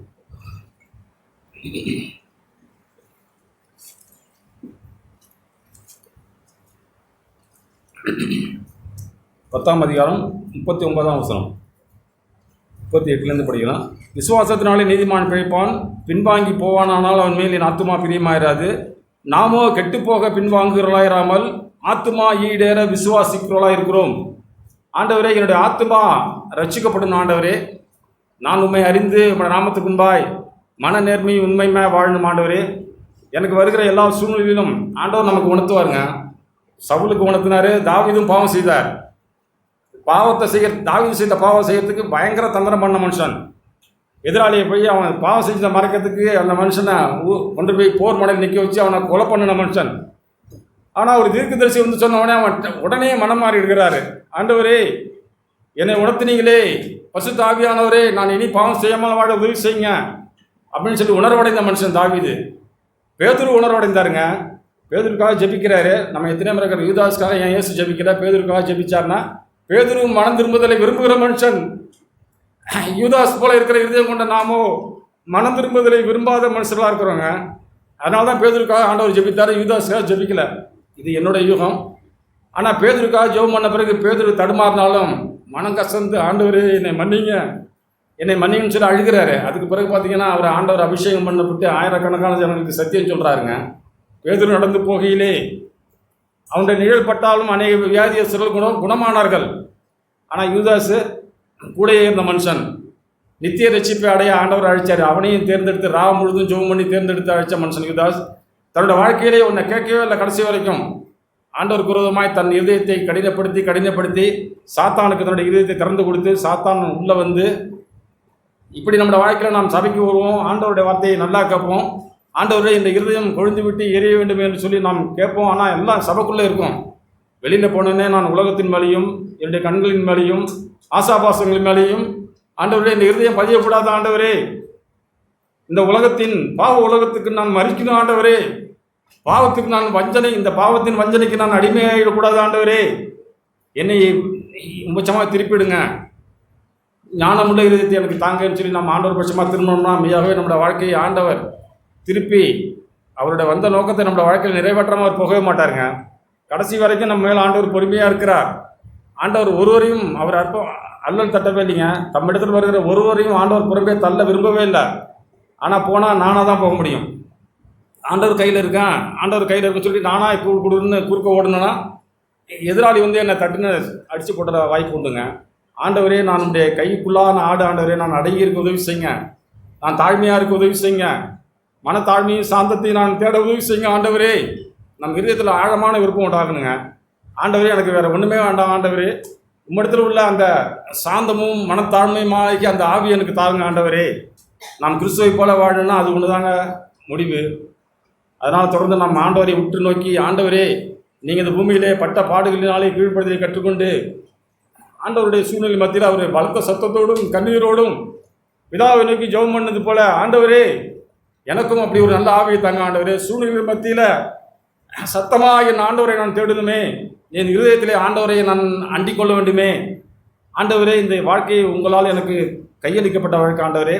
இந்த வாழ்க்கையில் கடைசிக்கு வந்துட்டு 60 வயசாகிட்டு இன்னும் 10 வருஷமோ 5 வருஷமோ ஆண்டவரே, இது வீணாக வாழ்ந்துடக்கூடாது ஆண்டவரே. ரெட்டிப்பான சந்தோஷத்தை தர எனக்கு உதவி செய்யுங்க, என்னை உங்களுடைய ஆவியினால நிரப்பிடுங்க அப்படின்னு சொல்லி நம்ம யாவரும் ஆண்டவருக்கு நம்ம ஒப்பு கொடுத்தோம்னா மெய்யாகவே அந்த நல்ல ஆண்டவர் தொடர்ந்து நம்ம இருதயங்களில் இந்த அக்கினியை ஆண்டவர் எரிய செய்வாருங்க. நாம் எரிய செய்யவே முடியாது. ஆண்டவரை கேளுங்கள் அப்பொழுதும் கொடுக்கப்படும், தேடுங்கள் கண்டடிவீர்கள், தட்டுங்கள் திறக்கப்படும் சொன்ன ஆண்டவருடைய வார்த்தை. ஆண்டவரே, என்னை நீர் உங்களுடைய ஆவியினால் நிரப்புகிற வரைக்கும் நான் கேட்டுக்கிட்டே இருப்பேன் ஆண்டவரே, நான் தேடிக்கிட்டே இருப்பேன், நான் தட்டிக்கிட்டே இருப்பேன், எனக்கு நீங்கள் கொடுங்க அப்படின்னா ஆண்டவர்கிட்ட கேட்குற மனுஷனுக்கு அவர் இல்லைன்னு சொல்கிறது இல்லைங்க. அதனால் வர நாட்களில் நாம் ஆண்டவருடைய விருப்பத்துக்கு ஏற்பாய் ஆண்டவருடைய நோக்கத்தை புரிந்து கொண்டு, ஆண்டவரே நான் கெட்டு போகல ஆண்டவரே, இந்த ஆத்துமா ரட்சிக்கப்பட நான் வந்திருக்கிறேன், என்னை உங்களுடைய பரிசுத்த ஆவியினால் நிரப்பி என்னை வேற மனுஷனாக மாற்றிருங்க. எத்தனையோ திருஷ்டாந்தங்கள் இருக்கு ஆண்டவரே, அதை பார்த்துட்டு நான் போட்டு போயிடக்கூடாது, நான் செவி கொடுக்க சேருவதே நலம். ஒரே ஒரு வார்த்தை சொல்லி சில பிரசங்கின் புஸ்தகம் அருமையாக சொல்கிறாரு. புலம்பலுக்கு அடுத்த புஸ்தகம் பிரசங்கின் புஸ்தகம்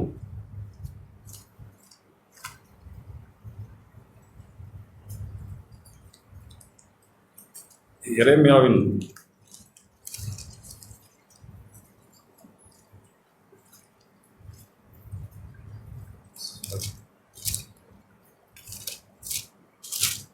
எத்தனாம் பக்கம்?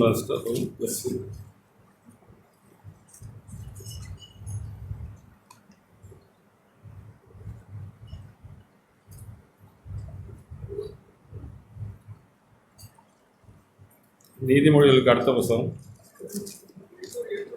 நீதிமொழிகள் புத்தகத்துக்கு அடுத்த புத்தகம் பிரசங்கி அதில் ஒரு அருமையான வார்த்தை இருக்குது, அதை மாற்றிட்டுங்க.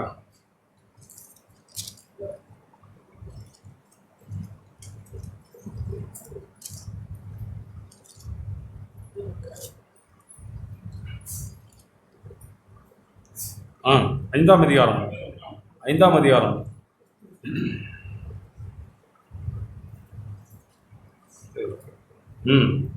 அதிகாரம் முதல் வசனம். நீ தேவாலயத்துக்கு போகும்போது, நீ சபைக்கு போகும்போது உன்னுடைய பாதையை நடையை காத்துக்கொள். மூடர் பலியிடுவதைப் போல பலியிடுவதை பார்க்கிலும் செவி கொடுக்க சேருவதே நலம். தாங்கள் செய்கிறது இன்னதென்று தீமை என்று அறியாதிருக்கிறார்கள்.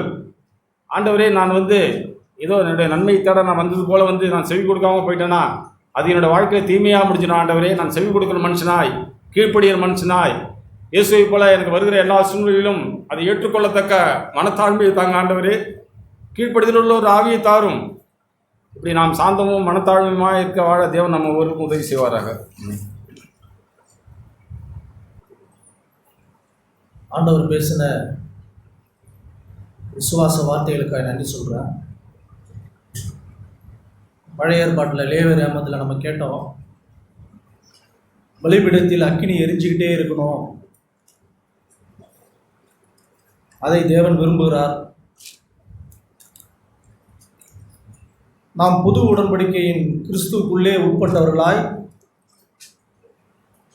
பழைய உடன்படிக்கை அந்த நியாயப்பிரமாணம் எதுவுமே செய்ய முடியாததை மனுஷனுக்குள்ளே ஒன்று அனுப்பி ஒன்றுமே செய்ய முடியல அப்படின்னு ஆண்டவர் பார்த்து புது உடன்படிக்கையை அவரே செய்து முடிக்கும்படிக்கு பூமிக்கு வந்து,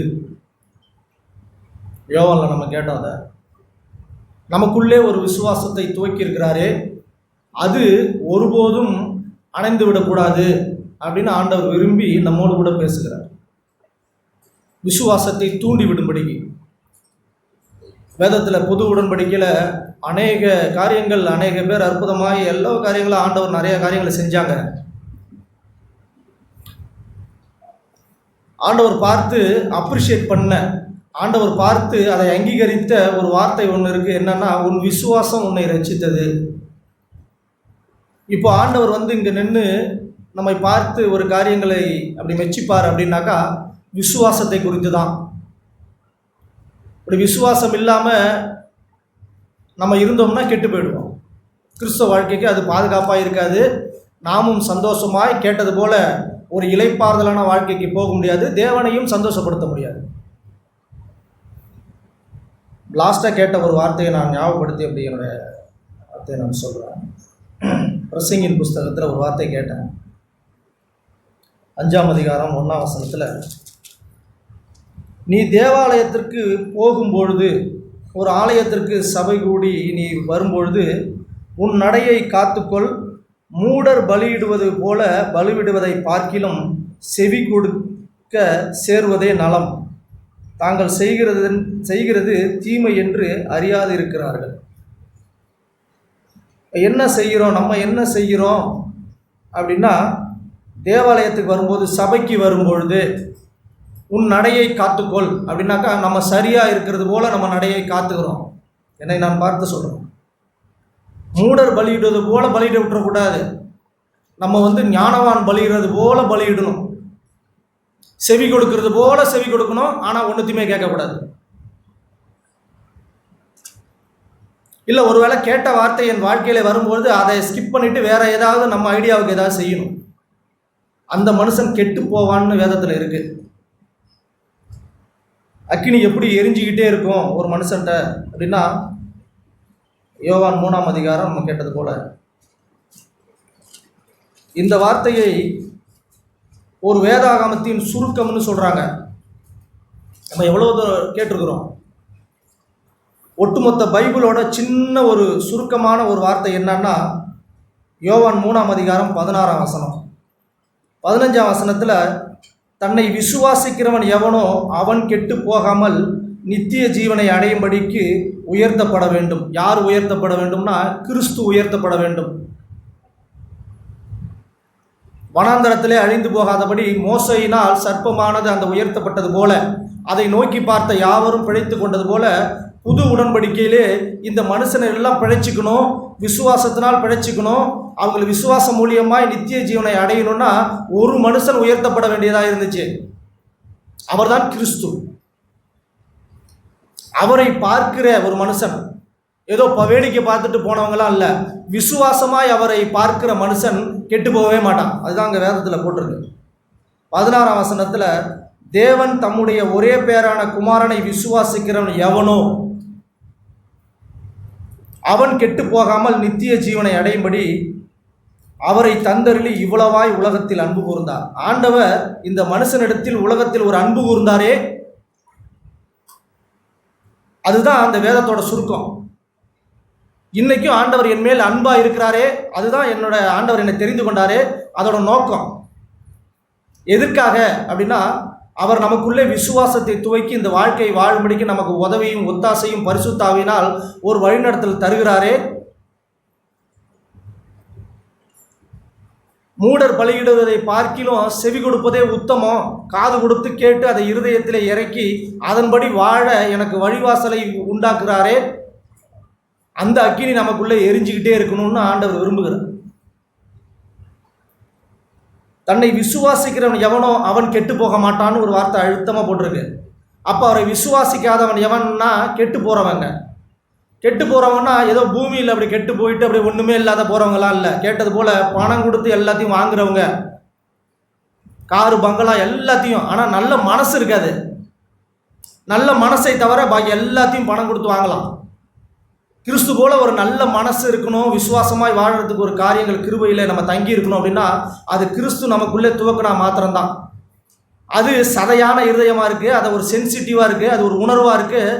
அது கிறிஸ்துவே அதை உணர்த்துக்கிறார். அது கல்லா இல்லை, ஏதோ கடினமாக இல்லை, எனக்கு தெரியும் அப்படின்லாம் இல்லை, எனக்கு தெரியாதுன்னு எப்போதும் ஆனஸ்டாய் தேவனிடத்தில் போய் அப்படி மண்டியிட்ட பேதுரு போல, யதார்த்தமாய் போன தாவீது போல, கேட்டது போல. ஆரம்பம் அப்படிதான் இருந்துச்சு. ராஜாவாக்க ஒரு மனுஷனை பிடிக்க வரான், அவன் தளவாடங்களை ஸ்டோர் ரூமில் போய் ஒளிஞ்சுக்கிறாரு. அவரை ராஜாவாக்க மனுஷர்கள் கண்டுபிடித்த விதம் என்னன்னா அவரோட உயரம். ஆனால் தாவீதை ஆண்டவர் கண்டுபிடித்த விதம் அவரோட மறைவு, அவருடைய தாழ்மை. அப்பாவால் மறக்கப்பட்ட ஒரு பிள்ளையை ராஜாவாய் ஆண்டவர் கொண்டு வருகிறார். அவருடைய தீர்மானங்கள் வேற. இதுதான் விசுவாச வழி. இது நமக்கு எட்டாததா இருக்கு. என் வழிகள் உங்களுடைய வழிகள் அல்ல, என் நினைவுகள் உங்களுடைய நினைவுகள் அல்ல. அதை புரிஞ்சுக்கிட்டு அதிலே நீங்கள் அக்னியாக நடக்கிறதுக்காக உங்களுடைய விசுவாசத்தை நீங்கள் காத்துக்குங்க. நான் இன்றைக்கி உங்களுக்காக சப்போர்ட் பண்ணுறேன்னு ஆண்டவர் நமக்காக பேசுகிறார். அப்படி நம்முடைய விசுவாசம், குமாரனை விசுவாசிக்கிற எவனோ அவன் கெட்டு போகாமல் நித்திய ஜீவனை அடைமுடிக்கு. இப்போ விசுவாசமாக வாழ்ந்துகிட்டே இருக்கிறோம். அந்த விசுவாசத்தின் முடிவு தான் என்ன அப்படின்னா நித்திய ஜீவன். நித்திய ஜீவன்னா என்ன? ஏதோ ஒரு பொருளா அப்படின்னா கிறிஸ்து போல மாறுகிற ஒரு சிந்தை, ஒரு குணம். கேட்டோம்ல மத்தேயு 11ஆம் அதிகாரத்தில், நான் சாந்தமும் மனத்தாழ்மையுமா இருக்கிறேன், என்னிடத்தில் கற்றுக்கொள்ளுங்க. ஏன் மனுஷனுக்கு ஒரு அழைப்பு வேணுமா? வருத்தப்பட்டு பாரம் சுமக்கிறியே, உனக்கு இது வேணுமான்னா அது மாத்திரம் இருந்தால் போதும். அவனுக்கு வருத்தமும் இருக்காது, சுமையும் இருக்காது. அவன் சாந்தமும் மனத்தாழ்மையா இல்லாமல் இருக்கிறதுனால தான் இந்த காரியங்கள் எல்லாம் நடக்குது. என்னிடத்து நீங்கள் கற்றுக்க, நான் அப்படி தான் இருக்கிறேன், என்கிட்ட கற்றுக்கன்னு சொல்கிறாங்க ஆண்டவர். அப்படி கற்றுக்கொள்ளும்படிக்கு ஒரு தெரிந்து கொள்ளப்பட்ட ஒரு கிருபா பாத்திரங்களாய் ஒரு சீஷர்கள் கூட்டமாய் ஆண்டவர் நம்மை கூடி வரும்படி செய்கிறார். நான் இந்த வார்த்தையை கேட்கும்போது 2 காரியத்தை குறித்து நான் சொல்ல விரும்பினேன். லூக்கா எழுதின சுவிசேஷம் நம்ம அநேக முறை கேட்டது தான். இப்போ கூட பிரதர் சொன்னாங்க, பேதுருவை ஆண்டவர் பார்க்கிறார். லூக்கா 22ஆம் அதிகாரம்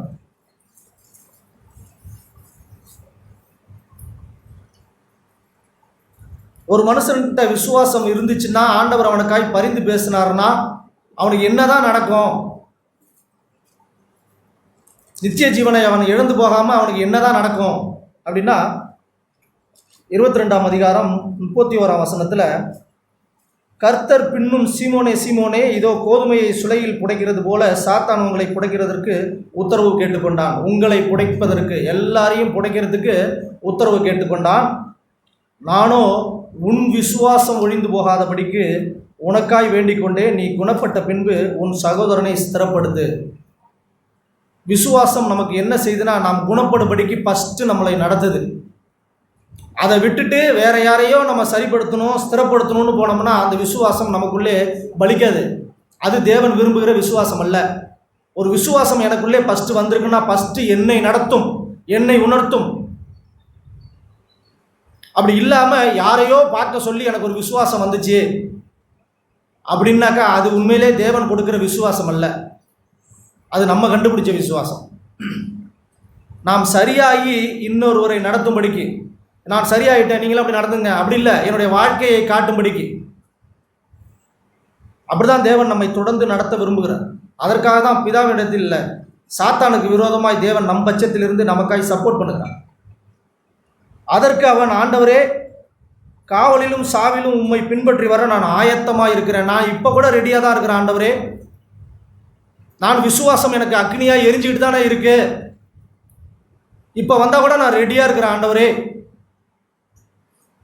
அப்படின்னு நம்ம நிற்கிறோம். என்னைய பார்க்கும்போது ஆண்டவரே அப்படின்ட்டு இல்லை, இது எனக்கு போதாதுன்னு சொல்கிறாங்க. ஆண்டவர், நீ வாழ்கிற வாழ்க்கை என்னை இன்னும் 100% அப்படி சந்தோஷப்படுத்தலை, உனக்கு நான் உதவி செய்கிறேன் அப்படின்னு சொல்கிறாங்க. அது மாத்திரம் இல்லை, பேதுருவை பார்த்து ஆண்டவர் சொல்கிறார், அவர் அவனை நோக்கி, பேதுருவை இன்றைக்கு சேவல் கூவுறதற்கு முன்னே நீ என்னை அறிந்திருக்கிறதை 3 தரம் மறுதளிப்பா என்று உனக்கு சொல்லுகிறேன். அப்போ விசுவாசம் எப்போ ஒழிஞ்சு போகும்னா, எப்போ நமக்கு எப்படி விசுவாசம் வரும்னா, கிறிஸ்துவை நாம் அறிந்திருக்கிறோம்ல, ஆண்டவர் யார், எனக்காக அவர் என்ன செஞ்சிருக்கிறாரு, அவர் யார், எங்கேருந்து வந்தார் அப்படின்னு அறிஞ்சிருக்கிறோம்ல, அது மாத்திரம்தான் விசுவாசம். அது இல்லாத பாக்கி எல்லாம் தெரிஞ்சிட்டு இருக்குல்ல, அதெல்லாம் விசுவாசமே இல்லை. கிறிஸ்துவை அறிய வேண்டிய பிரகாரமாய் அறிந்திருக்கிறதை குறித்து ஒரு மனுஷன் மறுதளிப்பான்னு ஆண்டவர் பேதுரு விட்டு அப்படி சொல்றாங்க. நாமும் அவரை அறிந்திருக்கிறதை குறித்து நாம் அதை விட்டு அந்த நேரத்தில் அப்படி கிறிஸ்து நடந்தது போல நடக்கல அப்படின்னு சொன்னாக்கா நாமும் அவிசுவாசமாய் நடந்தவர்களாய், சாத்தானுக்கு கொள்ளை போனவர்களாய் நாம் இருக்கிறோம். அப்படி போகக்கூடாது. என்னை அறிந்திருக்கிறதை ஒவ்வொருத்தவங்களும் ஒரு விசுவாசம் கொடுத்து ஆண்டவர் அழைச்சிருக்கிறார். ஒரு ஒரு அவங்கவுங்களுக்கு ஒரு கெப்பாசிட்டி இருக்குது, ஒரு சில காரியங்கள் இருக்குது, அதுக்கும்படி ஆண்டவர் கணக்கு கேட்க விரும்புகிறார். அப்படி சொல்லி நடத்துகிறாங்க. கேட்டது போல் யூதாஸ் அதை கண்டுக்கவே இல்லை, 1000 தடவை உணர்த்துறாங்க ஆண்டவர். அதை குறித்து அவருக்கு ஒரு யோசனை இல்லை. அவரோட கோல் என்னன்னா ஒரே விஷயந்தான். இப்போ பேதுரு சொன்னது போல், நான் ஆயத்தமாக இருக்கிறேன், நான் ஆயத்தமாக இருக்கிறேன், நான் ஆயத்தமாக இருக்கிறேன். என்ன ஆயத்தமாக இருக்கிறோம் அப்படின்னா, விசுவாசத்தில் ஆயத்தமாக இருக்கிறோமா? அது நல்ல அப்படி இடித்து அப்படி ஊற்றப்பட்ட ஒரு ஒலிவ எண்ணெயாக இருக்கா? அது எப்போதும் எரிஞ்சிக்கிட்டே இருக்கா? எரிஞ்சிக்கிட்டே இருக்கா அப்படின்னாக்கா தேவனை எப்போதும் சார்ந்து கொண்டே இருக்கா?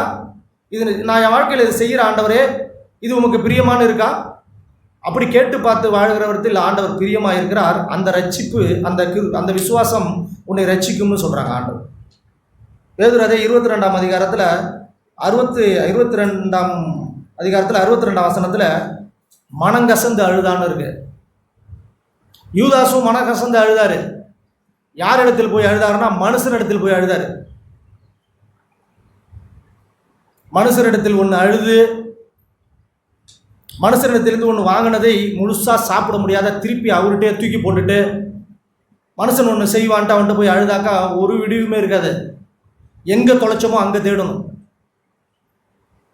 யார் அதை கொடுத்தாங்களோ அவங்கள்ட்ட தான் கொண்டு போய் திருப்பி கொடுக்கணும், கணக்கு கொடுக்கணும்.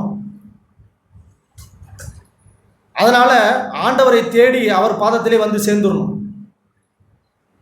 மூடர் பலியிடுவதை போல வர வேண்டிய அவசியமே இல்லை. நீதிமான் பலியிடுவது போல நான் தைரியமாய் சந்தோஷமாய் இளைப்பாறல வந்திருக்கிற ஆண்டவரே, நான் வந்திருக்கிறது என்னுடைய நீதினாலோ என்னுடைய தகுதினாலோ அல்ல, நீர் கொடுத்த விசுவாசத்தினால்,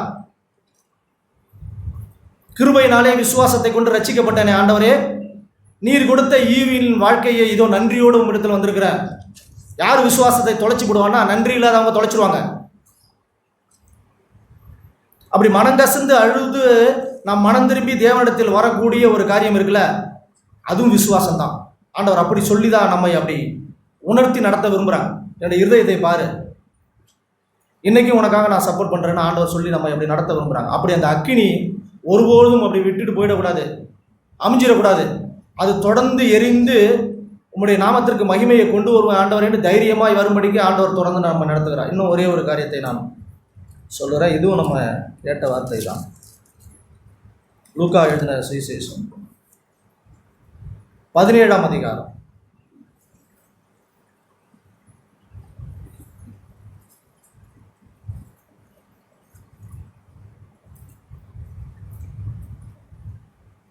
பன்னெண்டாம் வசனத்தில், அவர் ஒரு கிராமத்தில் பிரவேசித்த போது குஷ்டரோகம் உள்ள 10 பேர், மனுஷர் 10 பேர் அவருக்கு எதிராக வந்து தூரத்திலே நின்று, இயேசு ஐயரே எங்களுக்கு இறங்கும் என்று சத்தமிட்டார்கள். அவர்களை அவர் பார்த்து, நீங்கள் போய் ஆசாரியருக்கு உங்களை காண்பியுங்கள் என்றார். அந்தபடி அவர்கள் போகையில் சுத்தமானார்கள். சபைக்கு வந்த எல்லாருக்கும் நடக்கக்கூடிய ஒரு சம்பவம். காலையிலே நம்ம சபை கூட ஆரம்பிக்கும் போது கேட்ட வார்த்தை வழியே, அவரை நம்புகிற தேவன் ஒருவர் உண்டென்றும் அவரை நம்புகிறவருக்கு அவர் பலனளிக்கிறார் என்றும் விசுவாசிக்கிற மனுஷன், எந்த மனுஷனையும் ஆண்டவர் கூட்டி சேர்க்க மனசா இருக்கிறாங்க. அப்படி அவரை நம்பி ஒரு மனுஷன் 10 பேர் வராங்க. குஷ்டரோகம் உள்ள ஒரு மனுஷன், அந்த ஊரினால் ஒதுக்கப்பட்டவர்கள், யாரையும் தொட முடியாத அளவுக்கு ஒரு டிஸ்டன்ஸில் உள்ளவங்க வர்றாங்க. அவங்க தூரத்தில் நின்று இயேசு ஐயரே எங்களுக்கு இறக்கும்னு சத்தம் போடுறாங்க. ஆண்டவர் அவங்களை பார்த்து அங்கே இருந்த இடத்துலேருந்து அங்கேயே பார்த்து, நீங்கள் ஆசாரியர்கள் போய் காண்பீங்க. ஒரு மனுஷனும் பார்த்து என்னடா ஆசாரியர் காண்பீங்க சொல்கிறாங்க, சரியாகல, என்னதான் நடக்க போதோன்னு அவங்க அப்படியே போயிட்டு இருக்கும்போது 10 பேரும் சுத்தமாயிடுறாங்க. அவர்களில் ஒருவன் தான் ஆரோக்கியமானதை கண்டு திரும்பி வந்து உரத்த சத்தத்தோட தேவனை மகிமைப்படுத்தி, விசுவாசம் ஒரு மனுஷனுக்கு என்னத்தை கொண்டு வருது அப்படின்னா, அவன் இந்த காரியங்கள் தேவனால் நடத்தப்படுகிற அந்த ஒரு வாழ்க்கையும் அவரால் மீட்டு கொள்ளப்பட்ட அந்த காரியங்களை பார்த்து ஒரு நன்றியுள்ள இருதயத்தோடு யார் கொடுத்தாங்களோ அவங்களிடத்தில் திரும்பி வருகிறான். ஏதோ போன போக்கில் அடிச்சுட்டு போனதில்லை. 10ஓட போனோம், நம்மளும் அப்படியே சேர்ந்து எல்லாருக்கும் கிடைச்சது, நமக்கும் கிடைச்ச, யாருமே திரும்பி போகல. நம்ம ஏன் போகணும்? ஒருவேளை நம்ம போனால் அந்த 9 பேர் என்ன சொல்லுவாங்க, ஐ டோன்ட் கேர், அதை பற்றி எனக்கு எந்த கவலையும் இல்லை. ஒரு மனுஷனை அப்படி தான் பிடிச்சிட்டாங்க. உனக்கு யார் சுகம் கொடுத்தா, உனக்கு யார் கண்ணை திறந்தா, யார் சுகம் கொடுத்தா? நீங்கள் அவர்கிட்ட சீசனாக இருக்க விரும்புறதுனால தான் என்னை நோண்டி நோண்டி கேட்குறீங்க அப்படின்னு சொல்லி அவனோட காரியங்கள் எல்லாத்தையும் அப்படி அவங்க அப்பா அம்மா போய் கேட்குறாங்க. அவங்க எல்லாம் யூதருக்கெல்லாம் பயந்ததுனால அவங்க அப்பா அம்மா, அவன் வயசு பெரிய பையனாக இருக்கான், அவன்கிட்டே கூப்பிட்டு கேளுங்கன்னு அவங்க எல்லாத்தையும் அப்படி காரியத்தை விலகி போகிறாங்க. அவன் மாத்திரம் ஸ்ட்ராங்காக இருக்கிறான். அப்போ தேவன் ஒரு மனுஷனுக்கு ஒரு நல்ல வாழ்க்கையை தந்து அவனை தெரிந்து கொண்டு, இந்த கிருபையின் காலத்தில் அவர் தெரிந்து கொண்டு அவனை பிள்ளையாய் கேட்டது போல அன்பு கூர்ந்து நித்திய ஜீவனை தரும்படிக்கு தன்னுடைய குமாரனை தந்து அன்பு கூர்ந்தாரே, அதை ஒரு மனுஷன் உணர்ந்தவனாக இருந்தால் அவன் அப்படி ஆரோக்கியமானதை பார்த்து திரும்பி அவரிடத்தில் வருவான். இப்படிதான் போட்டிருக்கு. வந்து தூரத்தில் நிற்க மாட்டான். சத்தம் கம்மியாக இருக்காது. அந்த நன்றியுள்ள இருதயம் சத்தத்தினால் இப்படி பெருக்கா இருக்கும். உரத்த சத்தத்தோடு தேவனை மகிமைப்படுத்தினான். அவருடைய பாதத்து அருகே முகங்குப்புற விழுந்தான். அவருக்கு ஸ்தோத்திரம் செலுத்தினான். அவன் அந்நியனாய் இருந்தான்.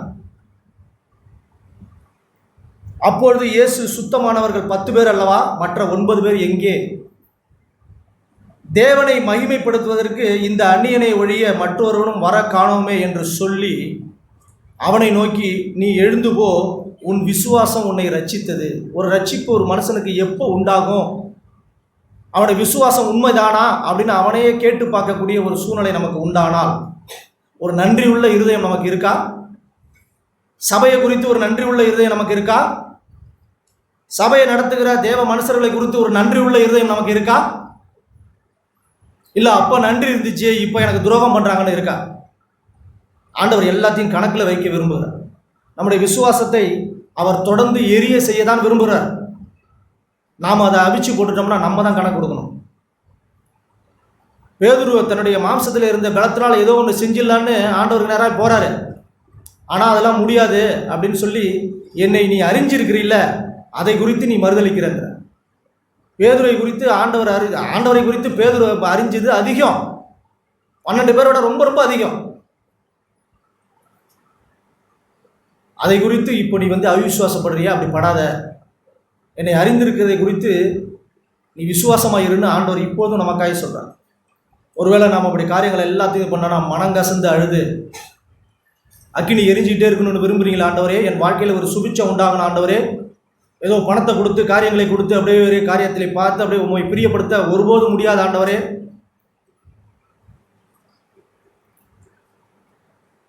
மீகாவில் வாசிக்கிறோம், எண்ணத்தை கொடுத்து உம்மிடத்தில் வருவேன், எண்ணத்தை கொடுத்து உம்மிடத்தில் பலி செலுத்துவேன். நான் பார்க்குறேன் ஒரு சில சகோதரிகள், ஒரு சில ஃபேமிலிஸ்லாம் பார்க்குறேன், எதையோ கொடுத்து தேவனை பிரியப்படுத்திடலான்னு. இல்லை அப்படிலாம் ஒன்றும் இல்லை.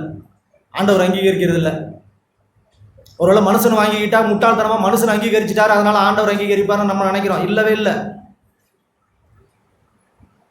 உங்கள் அன்பை மறுதளிக்கக்கூடாதுன்னு அப்படிலாம் நடக்குது, வேறு ஒன்றுமே இல்லை. நானும் அப்படி தான் விசுவாசிக்கிறேன். நான் மாத்திரம் தேவன் எனக்கு விசுவாசம் கொடுத்துருந்தாருன்னா என்னை சரி செய்து கொண்டு அடுத்த காரியத்தை நான் பார்க்க ரெடியாக இருப்பேன். அப்படி இல்லாத பட்சத்தில் தேவன் அக்கினியாய் நம்ம எரிய பண்ணுறது ரொம்ப சிரமம். ஆண்டவர் இப்பொழுதும் நம்மை தளர்ந்து போகாதபடி, சோர்ந்து போகாதபடி நமக்காய் பரிந்து பேசுகிறவராய், உதவி செய்கிறவராய் இருக்கிறார். அவருடைய கிருபைக்கு காத்திருந்து அப்படி விசுவாசத்திலே நாம் வளர்ந்து வந்தோமானால் ஆண்டவர் ஒரு நாள் உன் விசுவாசம் உன்னை ரட்சித்ததுன்னு அழைத்துப்பாங்க. அந்த விசுவாசமாய் வாழ்ந்து அப்படி பரிசுத்தமாகிறதே நமக்கு கிடைக்கிற பலன் முடிவோ நித்திய ஜீவன். அவரை அறிவதே நித்திய ஜீவன். தேவனை அறிந்திருக்கிறதை குறித்து நாம் தொடர்ந்து விசுவாசமாக இருந்தோம்னா நித்திய ஜீவனை நாம் நிச்சயமாய் கண்டுகொள்வோம். அது எப்படி கிடைக்கும்னா சாந்தமும் மனத்தாழ்மையுமாக கிடைக்கும். ஆண்டவரிடத்தில் கற்றுக்கொண்டால் மாத்திரம்தான் கிடைக்கும். வேறு எந்த வழியிலும் நம்ம அடையவே முடியாதுன்னு ஆண்டவர் நம்மை அறைகூலிட்டு அழைக்கிறார்.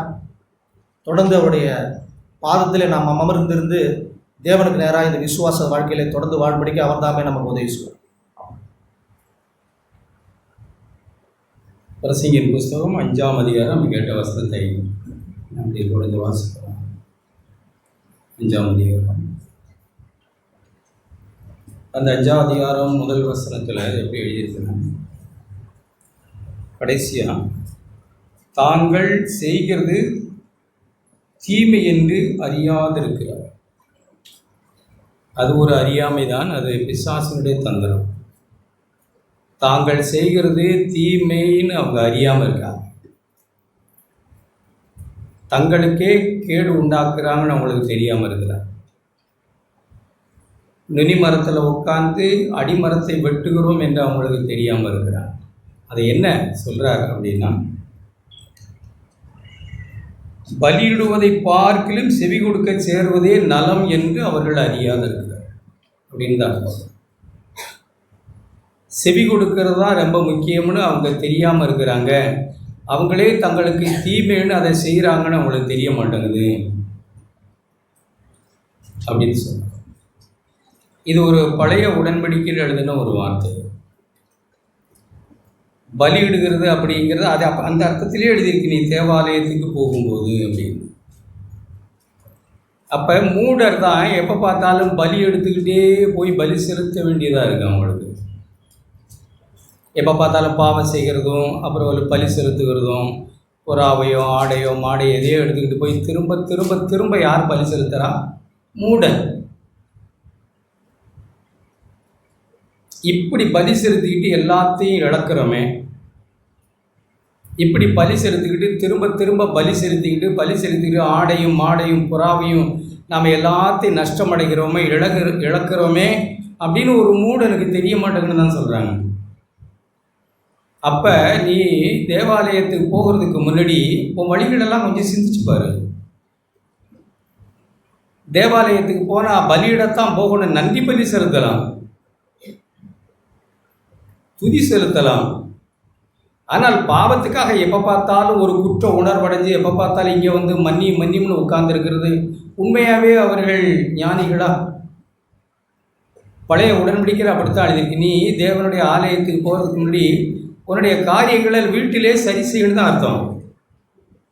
உன் நடைகளை காத்துக்கொள்ளனா நம்ம கேட்ட மாதிரி சும்மா அற்ப சொற்பமான விஷயங்கள் அல்ல. உன் வீட்டில் 4 சுவத்துக்குள்ள காரியங்களை சரி செய்யணும் தான் அர்த்தம். நீ உன் புருஷன், பிள்ளைகள், மனைவி, உனக்கு கொடுத்த உறவுகள், வீட்டுக்குள்ளே இருக்கிறவர்களுக்கோடு கூட இருக்கிற காரியங்களை நீ சரி செய். அப்படி உன் நடைகளை காத்துக்கொள். மூடர் இதையெல்லாம் பற்றி சிந்திக்கிறது இல்லை. வீட்டில் எப்படி இருக்கிறோம், எப்படி புருஷன்ட்ட பேசுகிறோம், மனைவிட்ட எப்படி பேசுகிறோம், பிள்ளைகள் எப்படி நடத்துகிறோம், எப்படி சம்பாதிக்கிறோம், எப்படி கொடுக்குறோம் வாங்குகிறோம், நம்முடைய வாழ்க்கை, இதையெல்லாம் மூடர் சிந்திக்கிறது இல்லை. அவங்க திடுதிடுன்னு வந்து ஒரு புறாவையோ ஒரு காளையோ ஒரு ஆடையை பலிட்டுட்டு போயிட்டு அடுத்த தடவை திரும்ப அதே தான். அவங்களுக்கு பேர் என்ன? ஞானிகளா? இல்லை, தாங்கள் என்ன செய்கிறோம்னே அவங்களுக்கு புரிய மாட்டேங்க. எசேக்கியேல் புஸ்தகம் 33ஆம் அதிகாரம். ஒரு வார்த்தையை நீங்கள் வாசித்தீங்கன்னா,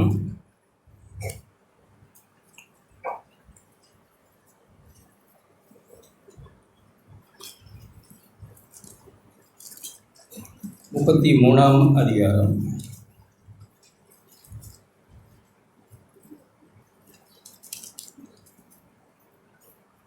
அங்கே ஒரு சில ஜனங்களை பற்றி தீர்க்கதரிசி சொல்லுகிறார். அந்த தீர்க்கதரிசியை பற்றி ஆண்டவர் என்ன சொல்லுகிறார் அப்படின்னா, 32ஆம் வசனத்தில் வாசிக்கலாம். தீர்க்கதரிசி எப்படி தீர்க்க தரிசனம் சொல்லுகிறார், எப்படியெல்லாம் ஜனங்களை நடத்த விரும்பி எசேக்கியேல் என்ன சொல்கிறாருன்னா, இதோ நீ இனிய குரல் கீதவாத்தியமும் வாசிப்பதில் சாமர்த்தியம் உடையவன், பாடும் இன்பமான பாட்டுக்கு சமானமாக இருக்கிறாய். நீ இப்படியெல்லாம் ஜனங்களை நேசித்து ஆண்டவருடைய வார்த்தையை நீ சொல்லுகிறாய். அவர்கள் உன் வார்த்தைகளை கேட்கிறார்கள், ஆனாலும் அவைகளின்படி செய்யாமல் போகிறார். எல்லாம் நல்லா இருக்கு, 30 வருஷமா எதுதான் நல்லா இல்லை? எந்த செய்தியை கேட்டாலும் நல்லா தான் இருக்கு, ஆனால் கேட்டு அதன்படி செய்யாமல் போகிறார். அது நல்லா இருக்கு, இது நல்லா இருக்கு, நல்லது நல்லதான் இருக்கும். ஆனால் இங்கே ஆண்டவர் சொல்கிற மாதிரி இன்பமான பாட்டுக்கு சமானமாக இருக்கிற தீர்க்கதரிசி நீ இனிய குரல். சும்மா இந்த பெந்தகோஸ்த கிறிஸ்தவங்கள மாதிரி நம்ம உழப்பவர்கள் அல்ல, நாம் சத்தியத்தை அறிந்தவர்கள், சத்தியத்தை பேசுகிற சபையில் இருக்கிறோம். அப்போ இதெல்லாம் கேட்குற ஜனங்க ஆண்டவர் சொல்லுகிறார், ஆமாம் உண்மைதான், நாம் பெற்றிருக்கிற தீர்க்கதரிசிகளும் சகோதரர்களும் அப்படிப்பட்டவர்கள் தான். ஆனால் கேட்குற ஜனங்களை பற்றி தான் பேசுகிறாருங்க. என்ன சொல்கிறார், அவர்கள் உன் வார்த்தைகளை கேட்கிறார்கள், ஆனாலும் அவைகளின்படி செய்யாமல் போகிறார்கள். 31 ஜனங்கள் கூடி வருகிற வழக்கத்தின்படி உன்னிடத்தில் வந்து உனக்கு முன்பாக ஜனங்கள் போல உட்கார்ந்து, தேவ ஜனங்கள் போல உட்கார்ந்து வீட்டு விஷயங்களை எல்லாம் அங்கே எப்படி நடக்கிறோம் எல்லாத்தையும் மறைச்சு, 4 சுவத்துக்குள்ள அந்தரங்கத்தில் எப்படி இருக்கிறோங்கிறதெல்லாம் மறந்து, அதை பற்றியெல்லாம் தேவன் கவனிக்காத ஒரு போல ஜனங்கள் போல வந்து இங்கே உட்கார்ந்து உன் வார்த்தைகளை கேட்கிறார்கள். நல்லா காது கொடுத்து கேட்கிறவர்கள் நிறைய பேர் இருக்கிறோம். ஆனாலும் அவர்கள் அவைகளின்படி செய்யறதில்லை, கேட்குறாங்க. இது ஒரு பெரிய அபாயம், நமக்கு இருக்கிற பெரிய அபாயம் கேட்கறது. நம்ம கேட்குறத குறித்து ஆண்டவரே நம்மகிட்ட சொல்லும்போது தான் சொன்னீங்க, கேட்குற விதத்தை குறித்து ஜாக்கிரதை ஆகிடு. நீ ஒரு விஷயம் செய்யணும், அளக்கணும். அடுத்து பேசும்போது தான் நினைக்கிறேன், அப்படி நீங்கள் அளக்கிறபடி அப்படின்னா நீ ஒரு காரியத்தை கேட்டு அதன்படி செய்யணும். நீ செய்யாமல் போனால் உனக்கு திரும்ப செய்யப்படாதுன்னு தான் அர்த்தம். நீ அளக்கிறபடி உனக்கு அளக்கப்படும். அப்போ கேட்டு நீ அதன்படி செய்யணும். இவர்கள் என்ன சொல்றாங்க, அவர்கள் தங்கள் வாயினாலே இன்பமாய் பேசுகிறார்கள். இங்கெல்லாம் யாருக்கும் எந்த பிரச்சனையும் இல்லை. இங்கே இன்பமோ இன்பம், வாயில மதுரமோ மதுரம். இங்கே தடிமாறி கூட பேசிடாதடா, அலர்ட்டாக இருந்துக்க. ஞாயிற்றுக்கிழமை நாமெல்லாம் அவ்வளவு அலர்ட்டாக சுத்தமாக ரொம்ப ஜாக்கிரதையாக அளந்து அளந்து பேசுவோம். இங்கே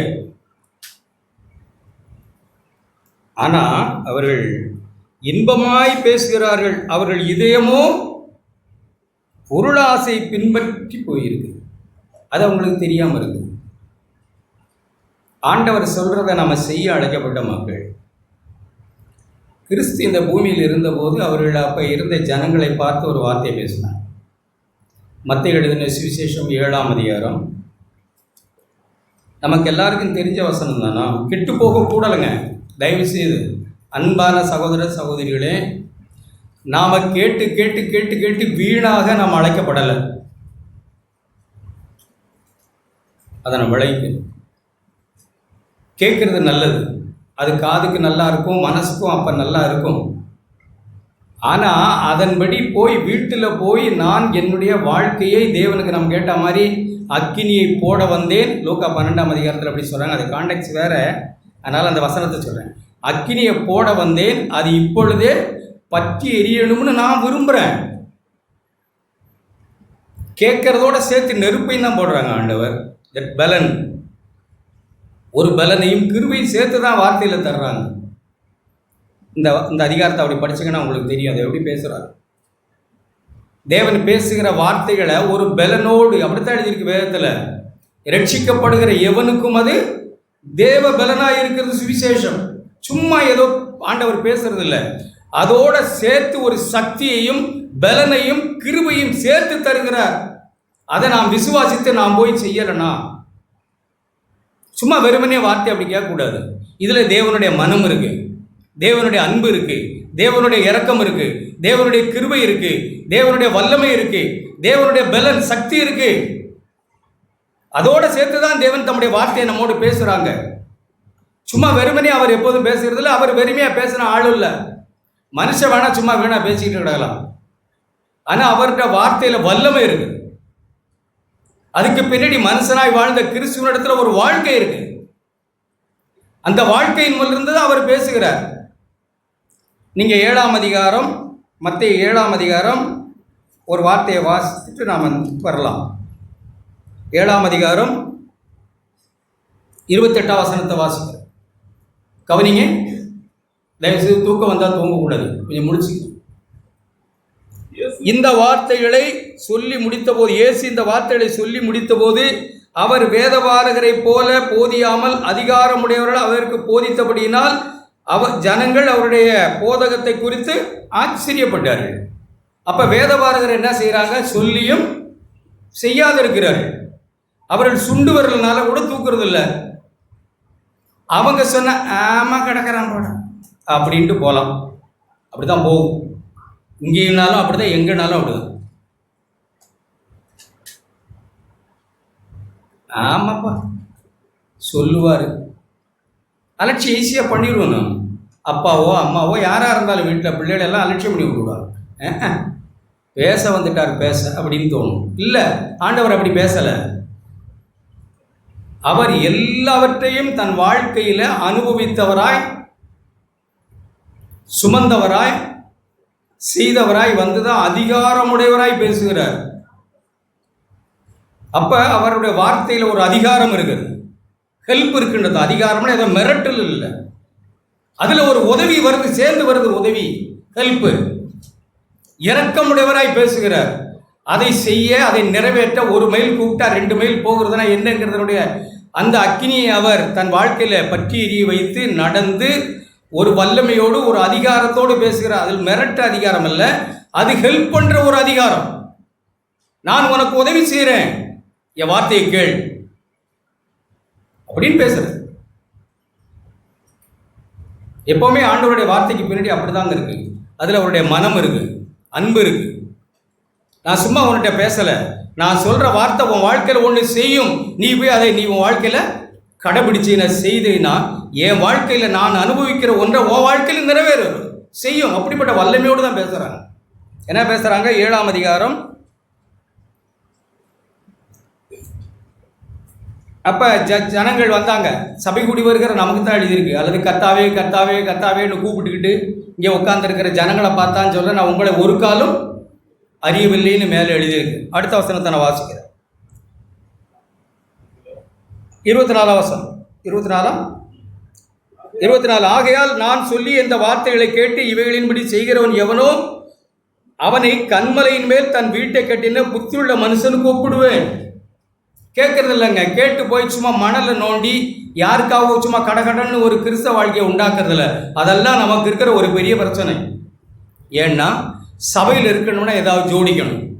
அது சிஎஃப்சி சபையில் இருக்கிறதுனா நமக்கு ஒரு பேட்டர்னில் நம்ம வந்துடணும். முதல்ல ஒரு ஒழுங்குக்கு, ஒரு முறைக்கு நம்ம வந்துடணும். சில வெளிப்பிரகாரமான காரியங்களை சரி செய்து நாம் இங்கே இருக்கிறோம்னு நம்ம ஆகணும். அப்படிங்கிற ஒரு பெரிய பிரயத்தனம் இங்கே இருக்கு, நமக்கு இருக்குங்க. எப்படி வேணாலும் இருக்கலாம்.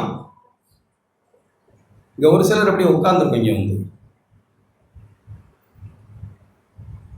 உட்காந்துக்கிட்டு எப்படி வேணாலும் இருக்கலாம். சட்டு புட்டுன்னு கட்டி நானும் கிறிஸ்தவன் தான், ஞானஸ்நானம் எடுத்துட்டேன், சபைக்கு வந்துக்கிட்டு இருக்கேன், பிள்ளைகள்லாம் அழைச்சிக்கிட்டு வர்றேன், மனைவிக்கு பண்ணுகிற துரோகத்தை பற்றியெல்லாம் நீங்கள் கேட்கக்கூடாது. புருஷனிடத்தில் நடந்து கொள்கிற விஷயத்தெல்லாம் நீங்கள் கேட்கக்கூடாது. நாங்கள் குடும்பமாக வர்றோம்னு மணல் மேடை கடன்னு மணலை தோண்டி ஒரு அஸ்திவாரம் போட்டு வீடு கட்டுற ஒரு கெட்ட வாழ்வு இப்படி கூடக்கூடாது. நிச்சயமாக தயவு செய்து உங்களை வேண்டி விரும்பி கேட்குது. இது மகாதவம். என்ன சொல்கிறாங்க அடுத்த வசனம்? பெருமழை பெய்தது, பெருவெள்ளம் வந்தது, காற்று அடித்தது, அந்த வீட்டின் மேல் மோதினது, அது விழலை. எந்த வீடு? கண்மலையின் மேல் வீடு. ஆழமான ஒரு விருப்பம் கொண்டு ஆழமாய் மனம் திரும்பி ஆழமாய் ஒப்புரவாகி தேவனோடு மனுஷனோடு காரியங்களெல்லாம் சரி செய்து அப்படின்னு நான் சொல்கிற இந்த வார்த்தைகளை கேட்டு அவைகளின்படி செய்கிறது. ஒரு தப்பை உணர்த்தினா போய் ஒப்புரவாகனா ஒப்புரவாயிரு, கொடுக்கறதுனா கொடுத்துறது. இனிமே இப்படி வாழக்கூடாது ஆண்டவரே, உங்கள் வல்லமையான வார்த்தையை நான் வாசித்திருக்கிறேன், எனக்கு உங்கள் கிருபையின் பலனின் தாங்கள்னு இருதயத்தில் நொறுங்கி தேவனுடைய அக்கினியை நம்முடைய இருதயத்தில் எரிய விட்டு நான் சாகிறேன், நீங்கள் வாழுங்கன்னு சொல்கிற வாழ்க்கை. அதான் கிறிஸ்தவ வாழ்க்கை. நான் பிழைக்க வேண்டாம் ஆண்டவரே, நான் சுட்டரிக்கப்படட்டும், உங்கள் அக்கினி என்னை சுட்டரிக்கட்டும், சுயம் நான் எப்போவுமே பயங்கரமாக மேலோங்கி இருக்குது அப்படின்னு ஆழமாய் தோண்டி நீங்கள் என்னில் வாழுங்க. கலாத்தியர் 3:20-22-21 வாசிக்க வேண்டாம், நமக்கு தெரிஞ்சதுதான். நான் அல்ல, கிறிஸ்துவே எனக்குள் பிழைத்திருக்கிறார்ன்ற ஒரு வாழ்க்கை ஆழமாய் வாழ நம்மளை ஒப்பு கொடுத்து மனம் திரும்புகிற ஆழமாய் தோண்டி அஸ்திபாரம் கற்பாரின் மேல் அஸ்திபாரம் போட்ட ஒரு மனுஷனுடைய வீடு எப்படி இருக்குன்னு சொல்கிறாங்க. நமக்கு தெரியும், நம்ம ஜோடிக்கெல்லாம் யாரும் வேண்டியதில்லை. நம்ம வீடு எந்தெந்த சூழ்நிலை விழுந்தது, இடிஞ்சுது, மனம் புண்பட்டோம், மனத்தாங்கல் அடைஞ்சோம், புருஷனிடத்தில் எப்படி இருந்தோம், மனைவிட்டு எப்படி நடந்தோம், பிள்ளைகள்கிட்ட எப்படி நடந்தோம், பணம்னா நம்ம எப்படி நடந்து கொண்டோம், வேலை ஸ்தலத்தில் எப்படி நடந்து கொண்டோம், இங்கே எப்படி நடந்து கொண்டோம், கர்த்தருடைய வார்த்தைகளை கேட்டு நம்ம எப்படி நடக்கிறோம், அசைதா அசைலையா? அடுத்த வசனம், நான் சொல்லிய இந்த வார்த்தைகளை கேட்டு இவைகளின்படி செய்யாதவன் ஜனங்கள் போல வந்து உட்கார்ந்து இன்பமாய் பேசி இவைகளின்படி செய்யாதவன். என்ன எழுதியிருக்கு? இவைகளின்படி செய்யாதவன் மணல் மேல் அஸ்திவாரம் போட்டு வீடு கட்டின ஒரு புத்தி கெட்டவன். அப்போ ரெண்டு கூட்டம் எப்போவுமே சபையில் இருக்கு. ஒன்று புத்தி உள்ள ஜனமும் புத்தி இல்லாத ஜனமும் இருக்கு. ஒன்று கேட்டு அதன்படி செய்கிற புத்தி உள்ள ஒரு கூட்டம், ஒன்று அதை கேட்டு அதன்படி செய்யாத புத்தி இல்லாத ஒரு கூட்டம். புத்தி இல்லாத கூட்டத்துக்கு என்ன நடக்குன்னு சொல்லுவாங்க பாரு. புத்தி இல்லாத மனுஷனுக்கு ஒப்பிடுவேன். பெருமழை, அங்கேயும் பெருமழை வந்தது, பிரச்சனைகள் வந்தது, கஷ்டம் வந்தது, வியாதி வந்தது, பல பிரச்சனைகள் வந்தது. வராமல் எல்லாம் வரும். மணல் அஸ்திவாரம் கற்பாறையில் மோட்டு கட்டினதுக்கும் மழையும் காற்றும் புயலும் வந்தது. மணல் மேலே கட்டின ஒரு வீட்டுக்கும் பல காரியங்கள் வரத்தான் செய்யும். இந்த பூமியில் வந்தபோது பெருவெள்ளம் வந்து காற்று அந்த வீட்டின் மேல் அடித்தது, அந்த வீட்டின் மேல் மோதின போது அது விழுந்து தரமட்டமாக போச்சு. எல்லாம் அப்செட் ஆகிடுச்சு, எல்லாம் கொலாப்ஸ் ஆச்சு. வீடே தாறுமாறாக இருக்கு. புருஷன் இப்படி, மனைவி இப்படி, இன்னும் ஒரு பெண்ணை இச்சையோட பார்க்கணும்ன்ற அந்த பாவத்தை செய்யக்கூடாதுங்கிற விருப்பம் இல்லாத மதிகேட்டவர்கள்.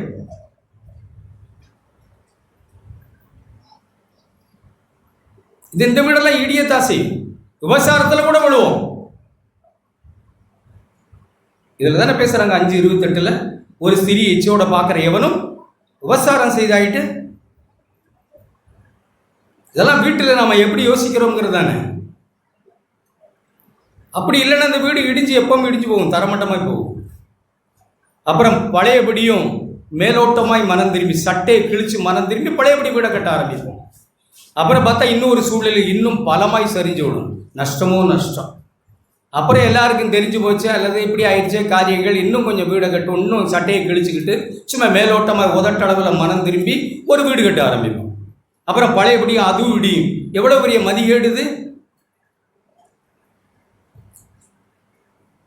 ஒரு சில விஷயங்களை மட்டும் யோசிப்பாங்க. அன்பு. புருஷர்களே, உங்கள் மனைவிகளில் அன்பு கூறுங்கள், அவர்களில் கசந்து கொள்ளாதவர்கள். சிம்பிள் தான் அப்படின்னு சொல்லுவோம். இது ஆழமாக தோண்டி அஸ்திவாரம் போடணுமா வேணுமா வேண்டாமா? சும்மா மணல் மேலே தோண்டி சும்மா முகத்தை பார்த்து சும்மா ஈச்சித்துக்கிட்டு சும்மா அற்ப சொற்பமான ஆசைக்காக மனைவியை நேசிக்கிற மதிக்கிட்டவளானா அது எப்பவும் இடிஞ்சு இடிஞ்சு போகும்.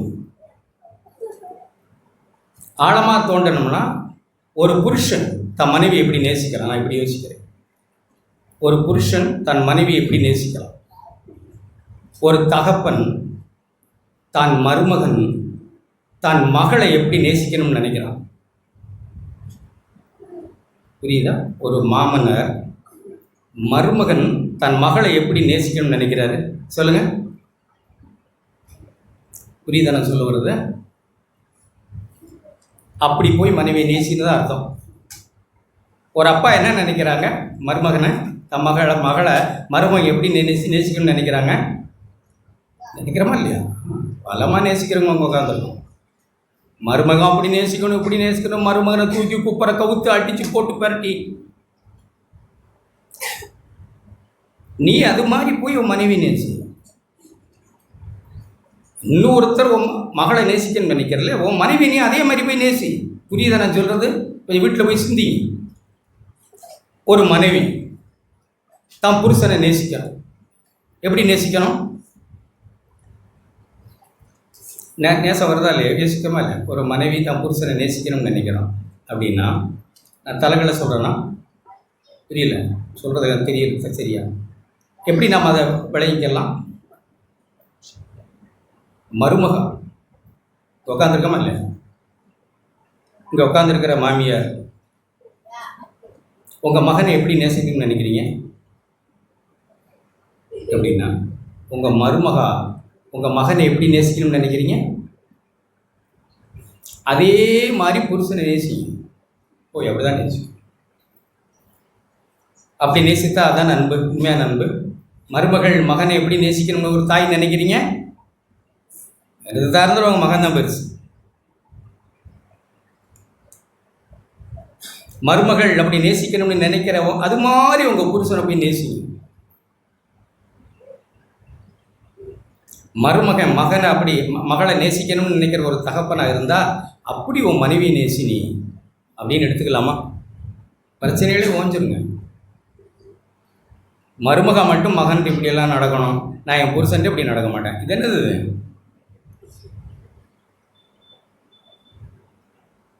வீட்டில் எப்படி அந்தரங்கத்தில் பார்க்கிற தேவன் 4 சுவத்துக்குள்ள புருஷ மனைவி நாம் எப்படி இருக்கிறோம், இதெல்லாம் தேவன் கவனிக்கிறார். மனைவியோட எப்படி பேசுகிறோம், புருஷனோட எவ்வளோ ரெஸ்பெக்டாக நடக்கணும், இதெல்லாம் தேவன் 4 சுவத்துக்குள்ளே பார்க்குறாங்க. நான் சொல்லி இந்த வார்த்தைகளை கேட்டு இங்கே தான் எழுதியிருக்கு. மத்தேயு 19 எழுதியிருக்கு, இங்கே எழுதியிருக்கு. மனைவி என்ன செய்யக்கூடாது, தள்ளக்கூடாது. மத்தேயு 19 அப்படி எழுதியிருக்கு. மனசில் கூட தள்ளக்கூடாது. இதெல்லாம் தேவன் நம்முடைய 4 சுவத்துக்குள்ளே எல்லாவற்றையும் கவனிக்கிறாங்க. இந்த 4 சுவத்துக்குள்ளே நாம் எப்படி வாழுகிறோங்கிறத பார்க்குற தேவன் எப்படி இருக்கு. அந்தரங்கத்தை பார்க்குற தேவன் வெளியரங்கமாக பலனளிப்பார். நம்ம கேட்குற வார்த்தைகளை நம்ம வீட்டில் தாங்க முதல்ல அப்ளை பண்ணணும். வீட்டில் ஒன்றுமே பேச வேணாம். கேட்குவீங்க, பேசக்கூடாது. வீட்டில் நம்ம யாருக்கும் பிரசங்கிக்க வேண்டாம். உண்மை அதுதான். இப்போ நான் வீட்டில் எப்படியாவது வாழ்ந்துட்டு இங்கே வந்து பேசிக்கிட்டு இருந்தேன், என் மனைவி உட்காந்து எப்படி யோசிப்பான்னு பேசுகிறாரு வர்றா அப்படின்னு தான் கேட்பான், நினச்சிட்டு உட்காந்துருப்பான். வீட்டில் யாருக்கும் பிரசங்கிக்க வேண்டாம், வீட்டில் வாழ்ந்தா போதும். வீட்டில் நீ அதை செய் இதை செய் அதை செய் அப்படி இப்படி அப்படியெல்லாம் ஒன்றும் பெரிய லெக்சர்லாம் வேணாம். நம்ம வாழ ஆரம்பித்தா போதும், அவர்கள் உடனே பார்ப்பாங்க. நமக்கு பிரச்சனை என்னன்னா வீட்டில் தான் பேச்சு. சொல்லியும் செய்யாத இருக்கிறாரு. பரிசேய கூட்டம் இது. அவர்கள் சொல்கிறாங்க, நான் செய்யறதில்லை. நம்முடைய வீடுகளில் தாங்க நம்ம கவனம் செலுத்தணும். பிள்ளைகளெல்லாம் நம்ம ரொம்ப உன்னிப்பாக கவனிக்கிறாங்க. நீ அப்படி இப்படி இப்படி பெரிய லெக்சர்லாம் வேணாம். அருமையான சகோதரிகளே, நீங்கள் உங்கள் புருஷனுக்கு எப்படி கீழ்ப்படுகிறீங்கிறத உங்கள் பிள்ளை அப்படியே அச்சா பார்த்துக்கிட்டு இருக்கு. மனசில் ஆழமாக பதிகிறது அது ஒன்று தான். 1000 பிரசங்கங்களை விட நீங்கள் உங்கள் புருஷனிடத்தில் எப்படி நடந்து கொள்கிறீங்கிறது உங்கள் மகளுடைய உள்ளத்தை ஆழமாய் தச்சு வச்சிடும், மாற்றிடும். எப்படி பேசுகிறோங்கிறது தான் முக்கியம்.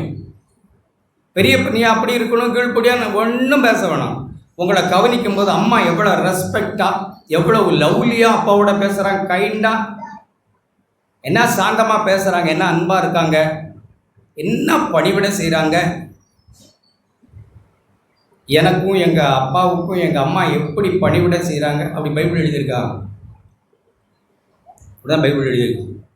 பிள்ளைகளை நேசித்து அவங்களுக்கு பணிவிடை செய்யணும். ஒரு சகோதரி பணிவிடைன்னா என்ன நினச்சிக்கிட்டீங்கன்னு தெரில. சரி பரவாயில்ல, எனக்கு அப்பெல்லாம் சொல்ல நேரம் இல்லை. ஸோ இதெல்லாம் பிள்ளைகள் கவனிக்கிறாங்க. ஒரு புருஷனை மனைவி கவனிக்கிறாள். ஒன்று சொல்ல முடியாது, சிலர்கிட்ட சொல்லவே முடியாது. இங்கே உட்காந்துருக்கிற ஒரு சிலரோடு எதுவுமே சொல்ல முடியாது. நீ என்ன சொன்னாலும் நான் கேட்க மாட்டேன், யார்கிட்ட சொன்னாலும் நான் கேட்க மாட்டேன் இருக்கிற ஆளுங்க உட்காந்துருக்கோம். மனைவி கண்ணீர் வடித்து அழுது புலம்பிக்கிட்டு இருக்கிறவங்க இருக்காங்க, உட்காந்துருக்கீங்க. நம்ம கேட்குறோம் கேட்குறோம் கேட்குறோம் கேட்குறோம் கேட்குறோன்றோம். கேட்டு அதன்படி செய்யாமல் போனால் நாம் மணலில் வீடை கட்டிக்கிட்டு இருக்கோங்க. தயவுசெய்து அன்பாக சொல்கிறேன், இன்னைக்கு இல்லைனாலும் ஒரு நாள் அது அம்பலத்துக்கு வந்துடும். புருஷா சகோதரா ஜாக்கிரதையாக இருக்கணும். நம்ம வேலைக்கு போகிற இடங்களில் பல வேலைக்கு போகிற இடங்களில் பெண்கள் பல விதமாக நடக்கிறவங்க இருக்காங்க. ஜாக்கிரதையாக இருக்கும். நேற்றுக்கு சும்மா சொல்கிறேன், தப்பாக எடுத்துக்கூட. ஒரு மீன் வாங்க போனேன் நேற்று. நான் மீன் கழுவை கொண்டு போய் கொடுத்தேன். கழுவி கொடுத்து கொஞ்சம் பேச்சு கொடுத்தது அந்த லேடி. நான் தப்பாக சொல்லலை, தப்பாக விளையாட்டு பேசிக்கிட்டு இருக்கும்போது எங்கம்மா அப்படி இங்கே இருக்கிறீங்க எனக்கு தெரியலன்னா ஏதாவது சொல்லிட்டு நானும் பேசினேன். பேசிகிட்டு இருந்துட்டு எவ்வளோம்மா மீனுக்கு இந்த 1000க்கு மீன் வாங்குவீன்? 20 ரூபா. நீங்கள் 30 ரூபா கொடுங்க. உண்மையாகவே கேட்குது. நீங்கள் 30 ரூபா கொடுங்க. ஏம்மா நான் மட்டும் 30 ரூபா கொடுங்க, நீங்கள் கொடுங்க. பார்த்தா நான் நினச்சேன், இந்த பேசுனம் பாடுறா அதாண்டா தப்பு. நான் நல்ல மனசோட விசாரிக்கிறேங்க, எனக்கு தெரியும், ஆண்டவர் தெரியும். நீங்கள் 30 ரூபா கொடுங்க. ஏம்மா என்கிட்ட மட்டும் 30 ரூபா கேட்குறீங்க, பாக்கி எல்லாத்தையும் இப்போ பேசுனே இல்லை, அதுக்கு 10 ரூபான மாதிரி இருக்கு எனக்கு. தொலைஞ்சோம். மரியாதை காற்றுல கறந்துடும்.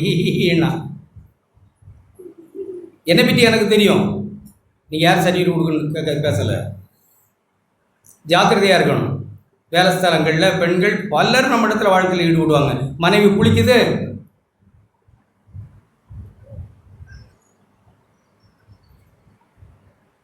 புருஷர்கள் மனைவிகள் அன்னைக்கு இருந்த மாதிரி இப்போ இருக்கு. அன்பும் இரக்கமும் கல்யாணம் பண்ண புதுசில் போல. அன்னைக்கு கேட்ட வார்த்தைகள் எவ்வளவு ஆழமாக இருதயத்தை தேவ உதவியோடும் வல்லமையோடும் கிருபையோடு வந்தது. மகளை பயப்படாத, நீ வீட்டில் போய் இதை செய்ய முடியும்னு சொல்லி அனுப்பிவிட்டது தேவனுடைய வார்த்தை. நான் நம்புறேன். அப்படி அன்றைக்கு அப்படிதான்.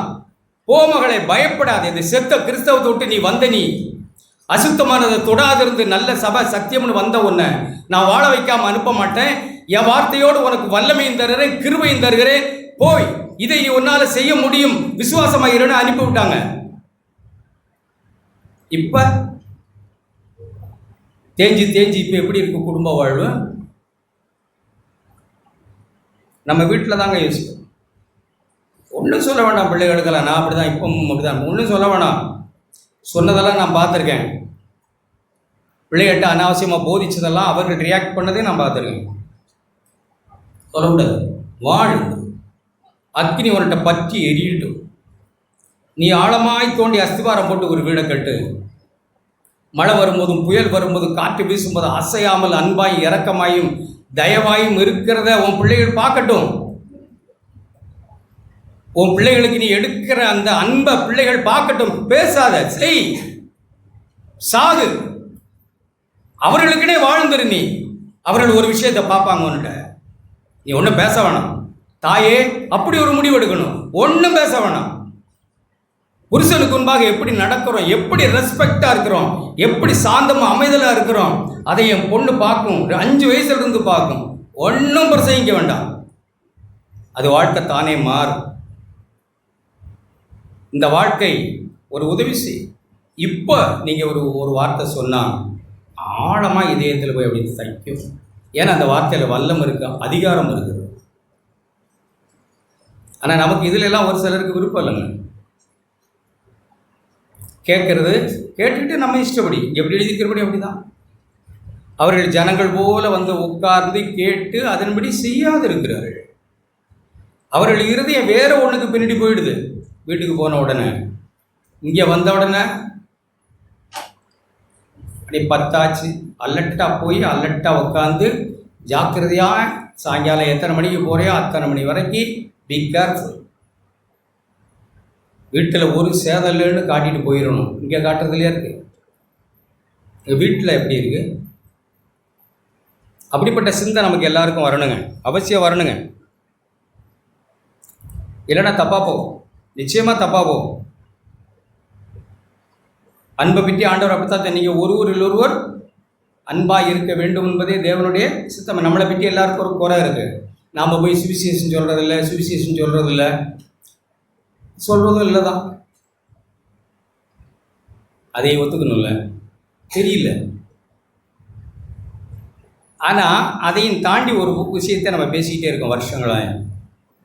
குட்டி குட்டி இயேசுக்களாய் நம்ம வாழுகிற இடங்களில் வாழணும்னு சொல்லிட்டு இருக்கோம், வருஷங்களாய் சொல்லிட்டு இருக்கோம். அக்கம் பக்கத்தில் மக்கள் இருக்கிறாங்க, நம்மளை சுற்றி தெருவில் இருக்கோம், ஜனம் இருக்கோம், சொந்த பந்தம் இருக்கிறோம். சின்ன சின்ன குட்டி குட்டி இயேசுக்களாய் வாழ்ந்துடுறோம். நம்மளை பார்க்க விரும்புகிறாங்க. நம்முடைய சூழ்நிலைகள், நெருக்கங்கள், கஷ்டங்களில் நம்ம கடந்து போகிற பாதைகளில் நம்ம அசையாமலும் இடிஞ்சு விழாமலும் ஸ்ட்ராங்காக உறுதியாய் நிற்கிறதை அவர்கள் பார்க்கிறார்கள். ஒரு வார்த்தையும் பேச வேண்டியதில்லை. அவங்க எல்லாம் கவனிக்கத்தான் செய்கிறாங்க. வீட்டில் கவனிக்கிறாங்க, வெளியில் கவனிக்கிறாங்க, வேலை ஸ்தலத்தில் கவனிக்கிறாங்க. சும்மா இல்லை, நம்மிடத்தில் வியாபாரம் பண்ணுகிறவங்க நம்மளை வந்து கவனிக்கிறாங்க, கொடுக்குறவங்க வாங்குறவங்க நம்மளை கவனிக்கிறாங்க. எல்லாரும் நம்மளை பார்த்துக்கிட்டு தான் இருக்கிறாங்க. உண்மையாகவே அவர் சொல்லி வசனங்களை கேட்டு அதன்படி செய்கிறவரா இவர்? அப்படியே இப்படி இருக்கு, அசைஞ்சு தவிடுபடியாகி போய் கிடக்கு. ஏன் இவ்வளோ அப்செட் ஆகியிருக்கிற? இவ விசுவாசம் எங்கே போச்சு? நம்ம என்ன நினச்சிக்கிட்டு இருக்கோம்? இங்கே யோசித்து பாருங்க. நம்ம இப்போ போய் ஏதாவது சொன்னால், போ சார் போங்க, எல்லாம் தெரியும் போங்க, கேட்க அலட்சியம் பண்ணி விட்டுருவாங்க. அது அலட்சியமாக தான் அவங்கள கேட்க வைக்கும். எப்படி பரிசேயர்களை அலட்சியம் பண்ணினார்களோ அதுபோல் அவங்க சொல்கிறாங்க, செய்ய மாட்டாங்க. அப்போ நம்முடைய வாழ்க்கையில் கேட்டு அதன்படி செய்ய நம்ம அழைக்கப்பட்டிருக்கோம். அதுக்கு ஒரு விளக்கரையும் கொடுக்க அழைக்கப்பட்டிருக்கு. இதுதான் என் அழைப்பு. எல்லாரும் நம்முடைய இருதயத்தில் அப்படி மறந்துடணும்.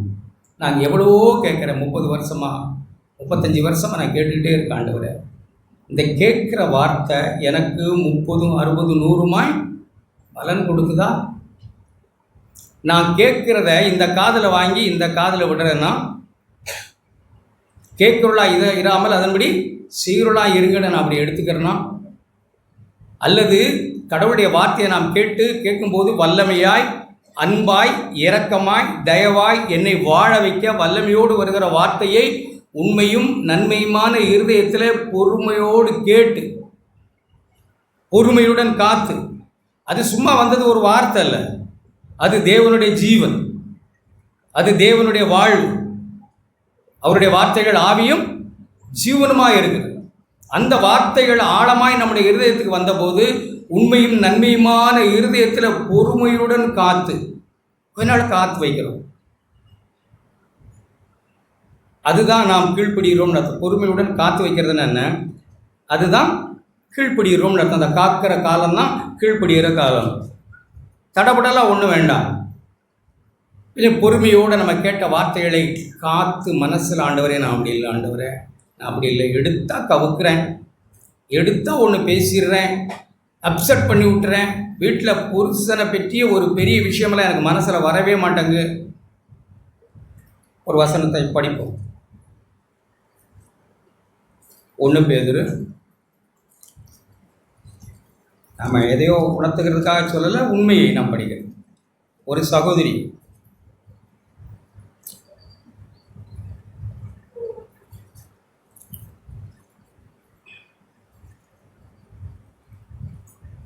சாராளை பற்றி எழுதியிருக்குல்ல,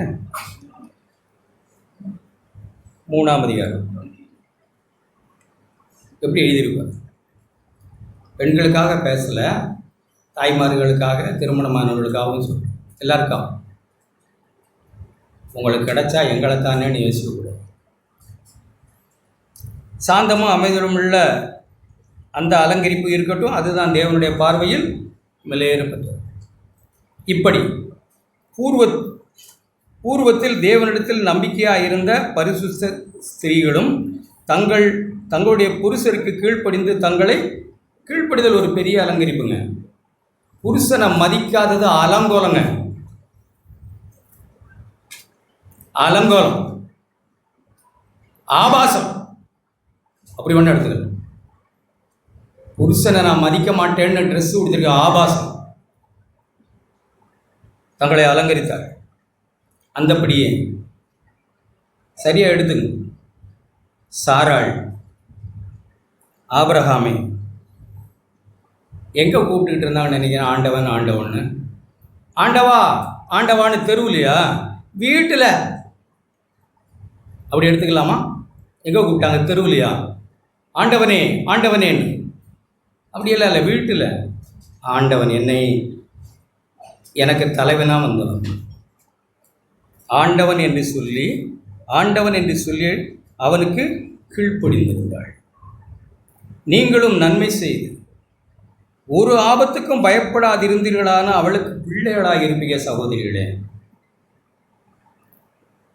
சாராளின் பிள்ளைகளாக இருப்பீங்க, விசுவாச தாயின் பிள்ளைகளாக இருப்பீங்க. ஒரு ஆபத்துக்கும் பயப்பட தேவையில்ல.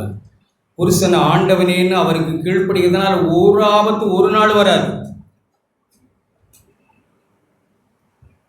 புருஷனை அவமதிக்கிறவர்களுக்கு ஆபத்து ஓயாது. திகில் நம்மளை விட்டு போகாது, திகில் இருக்கும். கர்த்தர் சொல்றார், ஒரு ராஜா தூக்கிட்டு போயிட்டான் ராத்திரி. யார? சாராவ. எப்படி போச்சோ தெரியல. விசுவாசம் தான். ஒருவேளை புருஷனை நான் மதித்து வாழ்கிறாள். இந்த பயலெல்லாம் மனசில் நினச்சாளானா? யாரையாவது என் மனசில் நினச்சிருப்பானா? ஆண்டவனேன்னு சொல்லி அடிமையாய் நேசித்து வாழ்ந்த மகள் நான். என்ன தேவன் ப்ரொடெக்ட் பண்ணலனா நான் என்ன செய்ய முடியும்? தைரியமாக போனேன். ராத்திரி என்ன நடந்தது? ராஜாவுக்கு ஒரு திகில உண்டு போட்டு விட்டாங்க ஆண்டவர். தொட்ட செத்தடகி நீ. அவன் யாருன்னு தெரியுமா அவனுக்கு? ஆண்டவர் சொல்றது என்ன தெரியுமா? அவன் தீர்க்கதரிசி. சாராளை பொறுத்தவரை அவர் யார்? தொடநடுங்கி. சாராளை பொறுத்தவரையில் புருஷன் தொடநடுங்கி. தேவனை பொறுத்தவரையில் தீர்க்கதரிசி. அந்த தீர்க்கதரிசிங்கிற எண்ணத்துல தான் சாராள் கீழ்ப்படிஞ்சாங்க. இந்த செயலை வைத்தில்ல. டேய், கையை வச்சு அன்னைக்கு செத்த புணமா கிடப்ப கட்டில்ல. பயந்து நடுங்கி ஆபிரகாமை கூப்பிட்டான். ஏயா இப்படி செஞ்சுட்டு சாக பார்த்தாரா தெரியுமா? அப்படிப்பட்ட தெய்வத்தை நாம் ஆராதிக்கிறோம். புருஷர்களும் கூட நாம் அப்படி எழுதி ஒரே 2 சப்ஜெக்டை மட்டும் நான் சொல்கிறேன். புருஷர்களும் ஏதோ நிறைவாய் நின்றுங்க நான் பேசிட்டு இல்லை.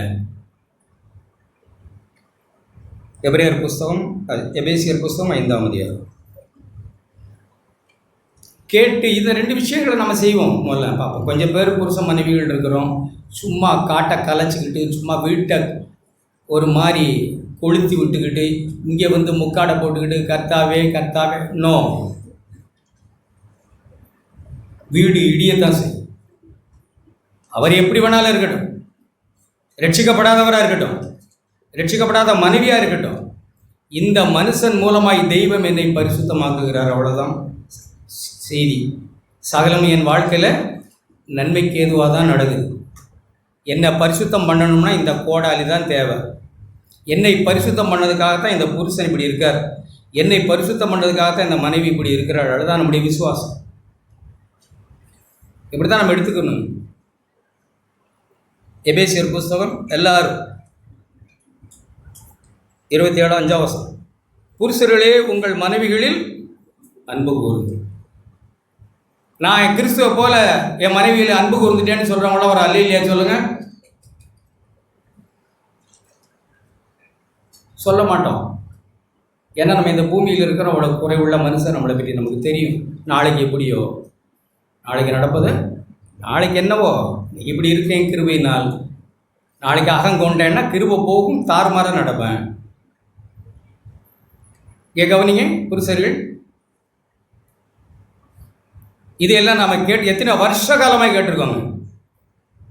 இதை நம்முடைய வாழ்க்கையில் செய்கிறோமான்னு பார்ப்போம்.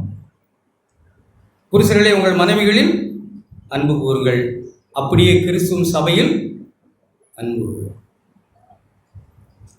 தாம் அதை திருவசனத்தை கொண்டு தண்ணீர் மூலிக்கினால் சுத்திகரித்து பரிசுத்தமாக்குவதற்கும் கரகரை முதலானவர்கள் ஒன்றுமில்லாமல் பரிசுத்தமும் பிழையற்றதுமான மகிமுள்ள சபையாக அதை தமக்கு முன்பாக நிறுத்திக் கொள்வதற்கும் உபதேசித்தார்.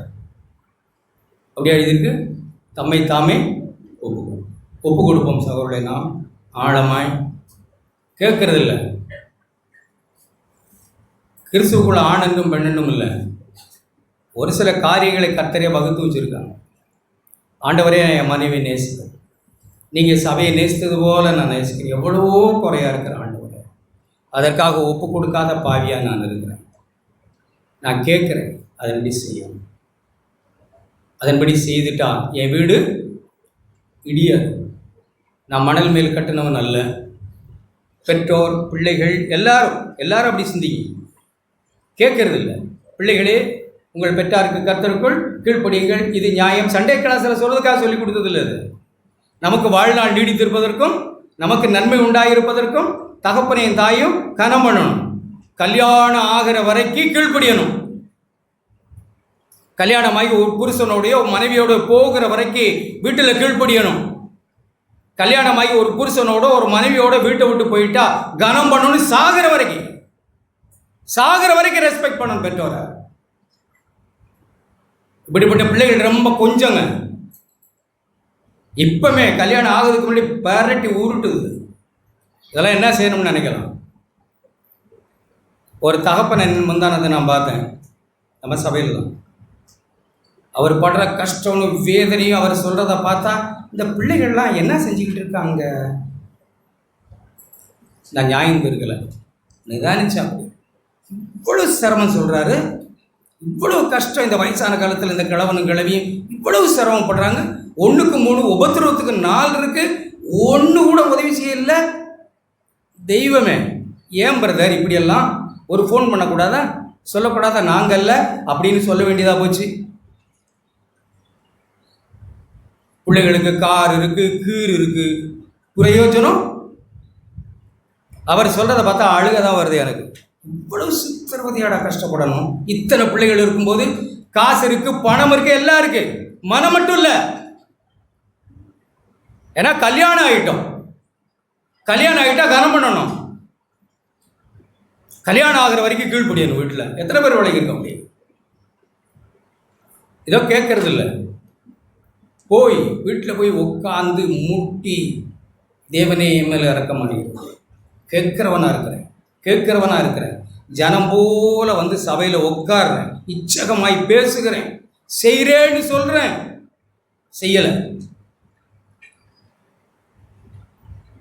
இதெல்லாம் ஒவ்வொரு சிறு பிள்ளையிலிருந்து வாலிபரிலிருந்து மனைவி, புருஷன், உறவுகள் ஒவ்வொருவரும் நம்ம என்ன செய்யணும், எப்படி கேட்டு எப்படி செய்கிறோம் வேண்டாமா? எப்படி எழுதியிருக்கு திரும்ப ஒரு தடவை படிக்கலாம். பிரசங்கியின் புஸ்தகம் 5ஆம் அதிகாரம் கடைசி. தாங்கள் செய்கிறது இன்னதென்று அவர்கள் அறியாதிருக்கிறார்கள். மூடர் பலியிடுகிறது போல பலியிடுகிறார்கள், ஆனால் அவங்க என்ன செய்யறதில்லை. தாங்கள் செய்கிறது என்னன்னே தெரியல. இது நாசம், இது வீண், இது இடியும், இது ஆசீர்வாதம் அல்ல அப்படின்னு அவங்க தெரியாமல் இருக்கிறாங்க. ஆண்டவரே, எங்களை பற்றி அப்படி நீங்கள் சொல்லக்கூடாது. ஆமென். நம்ம எல்லாரும் எழுதுங்க.